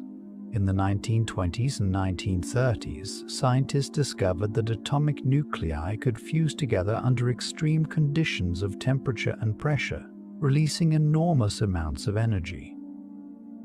Physicist Hans Bethe worked out the details of how hydrogen fusion could power the sun, a discovery for which he later won the Nobel Prize. Suddenly, everything made sense. Stars were fusion reactors, converting hydrogen into helium and releasing energy in the process. The sun could shine for billions of years on its nuclear fuel supply. Further theoretical work in the 1940s and 1950s by scientists including Fred Hoyle, William Fowler, and Margaret and Jeffrey Burbidge showed how stars could synthesize heavier elements through fusion in their cores. Not only did fusion power the stars, but it also created the chemical diversity of the universe. This work culminated in a landmark 1957 paper that laid out the details of stellar nucleosynthesis, showing how virtually every element in the periodic table from carbon to uranium could be created in stars and supernova explosions. This discovery fundamentally changed our understanding of our place in the universe. Carl Sagan famously said, "We are made of star stuff." And he was absolutely right. The atoms in your body are ancient, billions of years old, forged in stellar furnaces and scattered across space in violent explosions. Some of the atoms in your body may have been part of the molecular cloud that collapsed to form the sun and planets. Others may have been incorporated later, brought to Earth by comets and asteroids. But all of them ultimately came from stars. Earth formed from this stardust.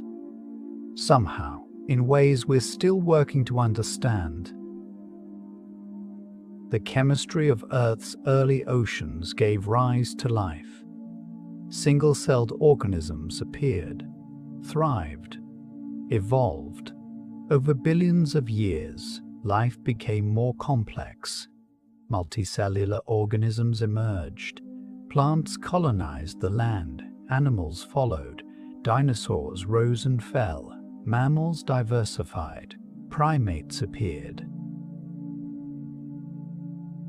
And eventually, a species arose that could look up at the sky and wonder about the stars, that could develop science and technology, that could figure out where those stars came from and what they're made of, that could realize the profound truth.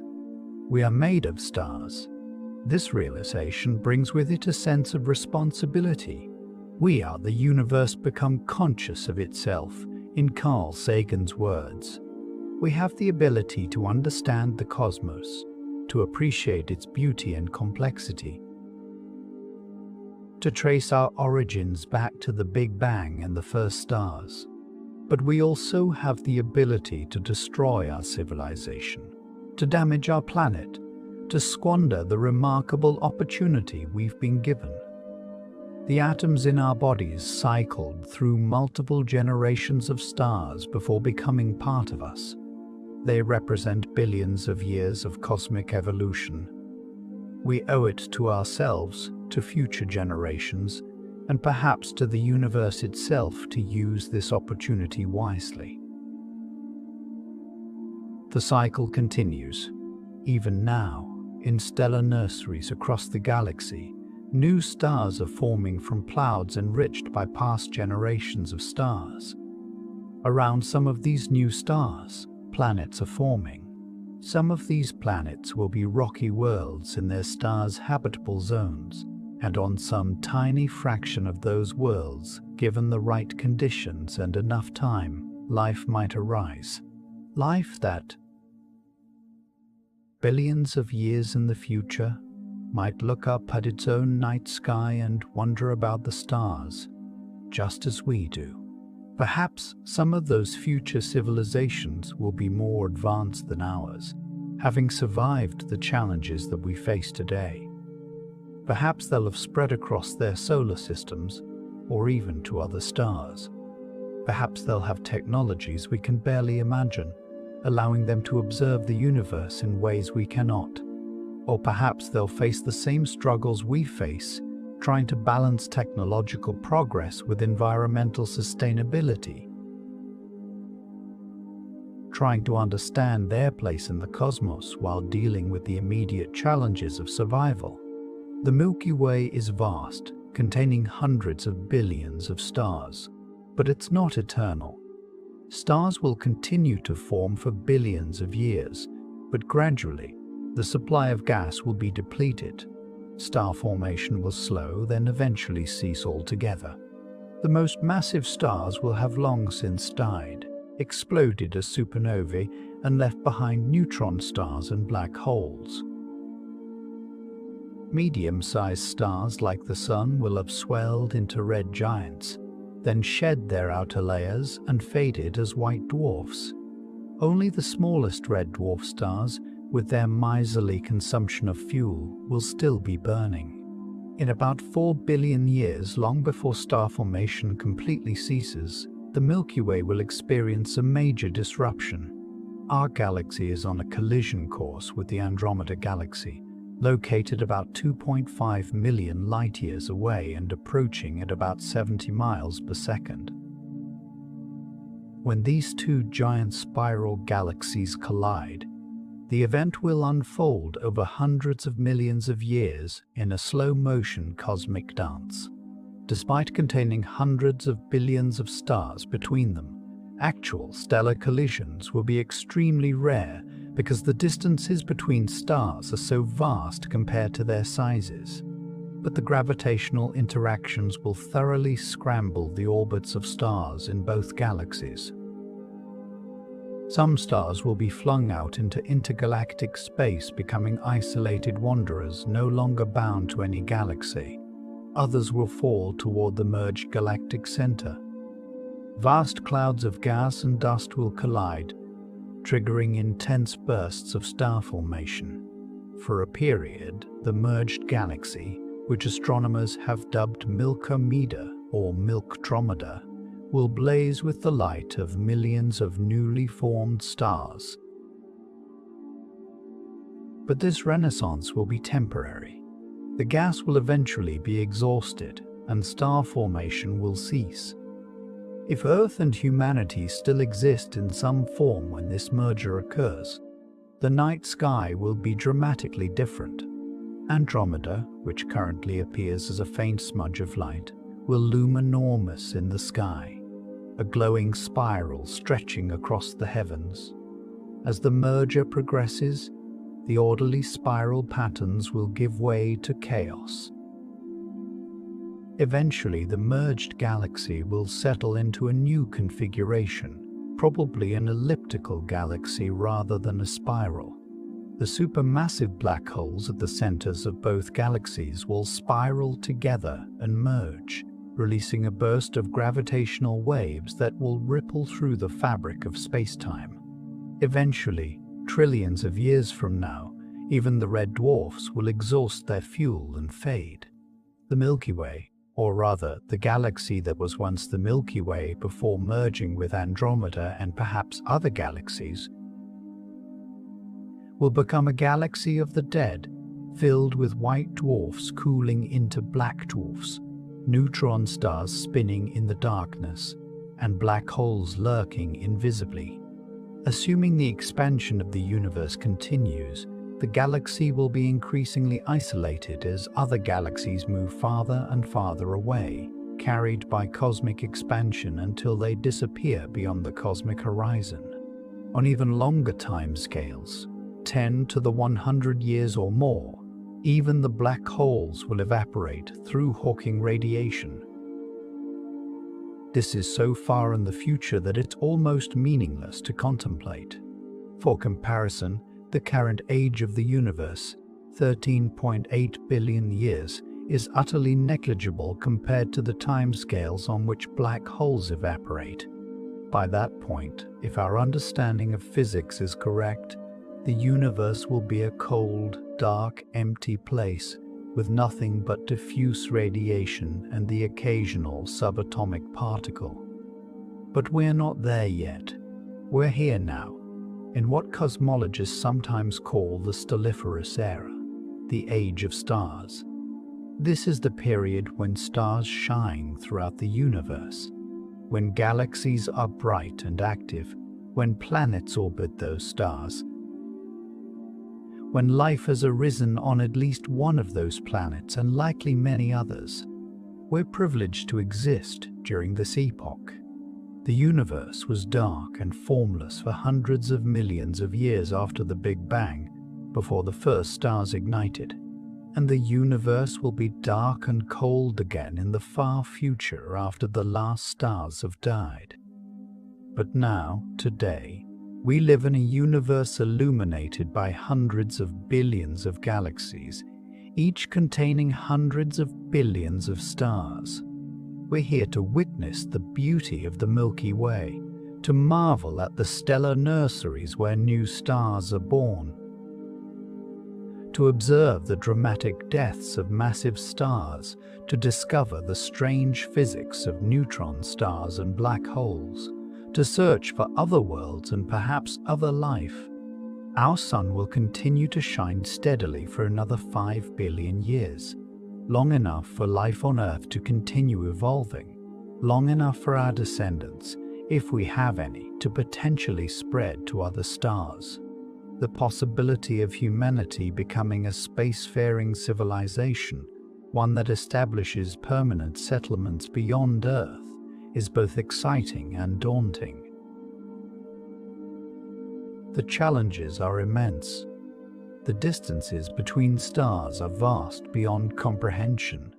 Even our nearest stellar neighbor, Alpha Centauri, is 4.37 light-years away, traveling at the speed of the fastest spacecraft ever built, NASA's Parker Solar Probe, which reaches speeds of about 120 miles per second relative to the Sun. It would still take over 6,000 years to reach Alpha Centauri. Traveling to more distant stars would take proportionally longer. Interstellar travel would require technological breakthroughs we haven't yet achieved. Perhaps nuclear fusion propulsion, using the same fusion reactions that power the stars, could accelerate spacecraft to a significant fraction of light speed. Perhaps laser-driven light sails, pushed by powerful laser beams from solar orbit, could reach other stars within a human lifetime. Perhaps some exotic technology we haven't yet imagined will make interstellar travel practical. Or perhaps we'll never leave our solar system, instead sending robotic probes to explore other stars while we remain at home. But even if we never travel to the stars, we can still study them. We can build larger and more sensitive telescopes to see deeper into space and further back in time. We can develop new instruments to analyze the atmospheres of exoplanets, searching for signs of life. We can use supercomputers to simulate stellar evolution, galaxy formation, and the behavior of black holes. We can continue to unravel the mysteries of the universe, driven by curiosity and the desire to understand our place in the cosmos. The universe is vast beyond comprehension, but it's also filled with wonders.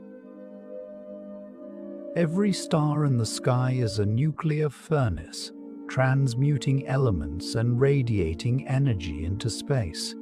Every stellar nursery is a birthplace of new suns. Every supernova is a spectacular death that enriches the galaxy with the building blocks of planets and life. Every neutron star is a laboratory for physics under the most extreme conditions imaginable. Every black hole is a gateway to understanding gravity, space-time, and the limits of physical law. We live in a universe that is simultaneously ancient and young, vast and intimate, governed by immutable laws yet filled with novelty and change. The stars of the Milky Way have been our companions throughout human history.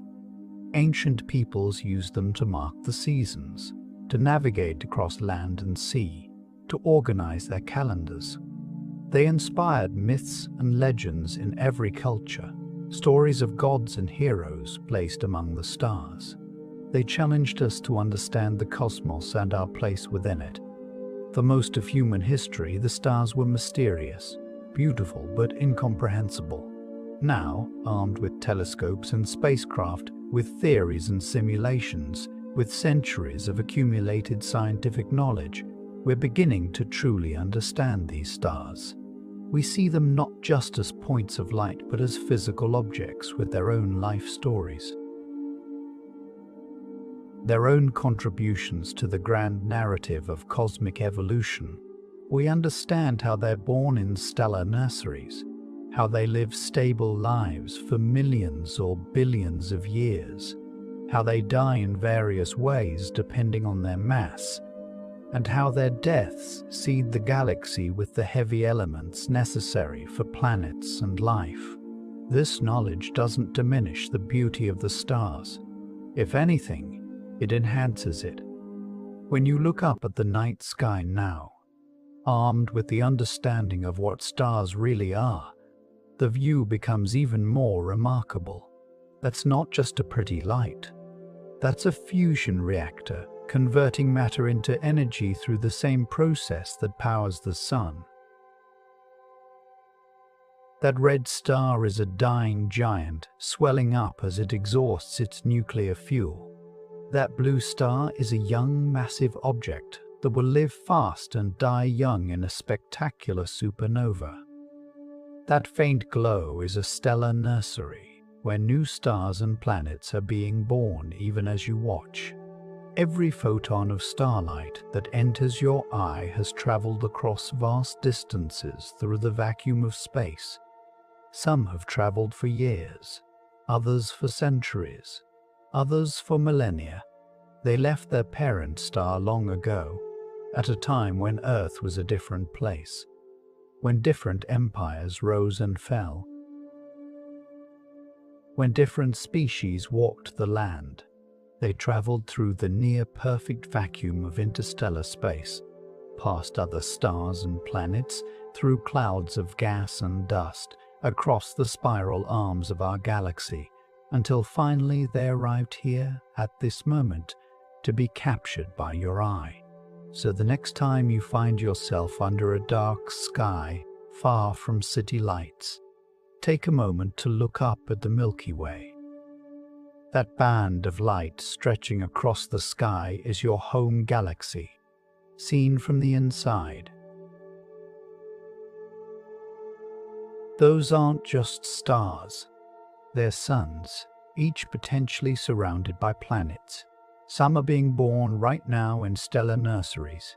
Some are in the stable middle age of their lives, like our own sun. Some are dying, swelling into red giants or exploding as supernovae. Some have already died, leaving behind white dwarfs, neutron stars, or black holes. You are part of this grand cycle. You are made of atoms forged in the hearts of stars that died before the sun was born. The iron in your blood was created in a supernova explosion. The calcium in your bones was fused in the core of a dying star. The oxygen in every breath you take was manufactured by nuclear fusion in the heart of a massive star. You are, quite literally, stardust that has organized itself into a pattern complex enough to contemplate its own origins. You are a way for the universe to know itself, as Carl Sagan said, and through science, through careful observation and theoretical insight, you can understand your connection to the cosmos. You can appreciate that the light from those distant stars has been traveling for thousands of years to reach your eyes. That you're seeing them not as they are now, but as they were in the distant past. That you're looking back in time across the vastness of space. This is the journey we've taken together through the beautiful stars of our galaxy.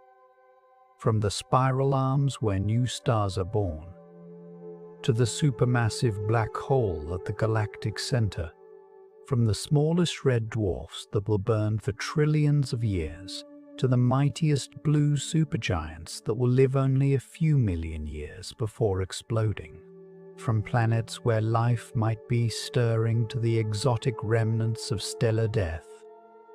The white dwarfs and neutron stars and black holes that represent the final stages of stellar evolution. The Milky Way is our home, and its stars are our extended family. All of us bound together by gravity, by physics, by the great cosmic cycle of birth and death and rebirth that has been going on for over 13 billion years and will continue for billions more. We are newcomers to this ancient story, a young species on a young planet orbiting a middle-aged star, but we have the remarkable privilege of being able to understand the story, to piece together the history of the universe from the Big Bang to the present, to predict the future evolution of stars and galaxies, to contemplate our place in the grand scheme of things. If you've enjoyed this journey through the stars of our Milky Way galaxy, please consider liking this video and subscribing to Behind the Sleep for more explorations of the cosmos. The universe is vast, filled with wonders waiting to be discovered, and there are always more stories to tell, more mysteries to explore. From the birth of stars in vast clouds of gas and dust to their deaths in spectacular explosions, from the formation of planets to the search for life beyond Earth, from the behavior of black holes to the expansion of the universe itself, the cosmos offers endless opportunities for discovery and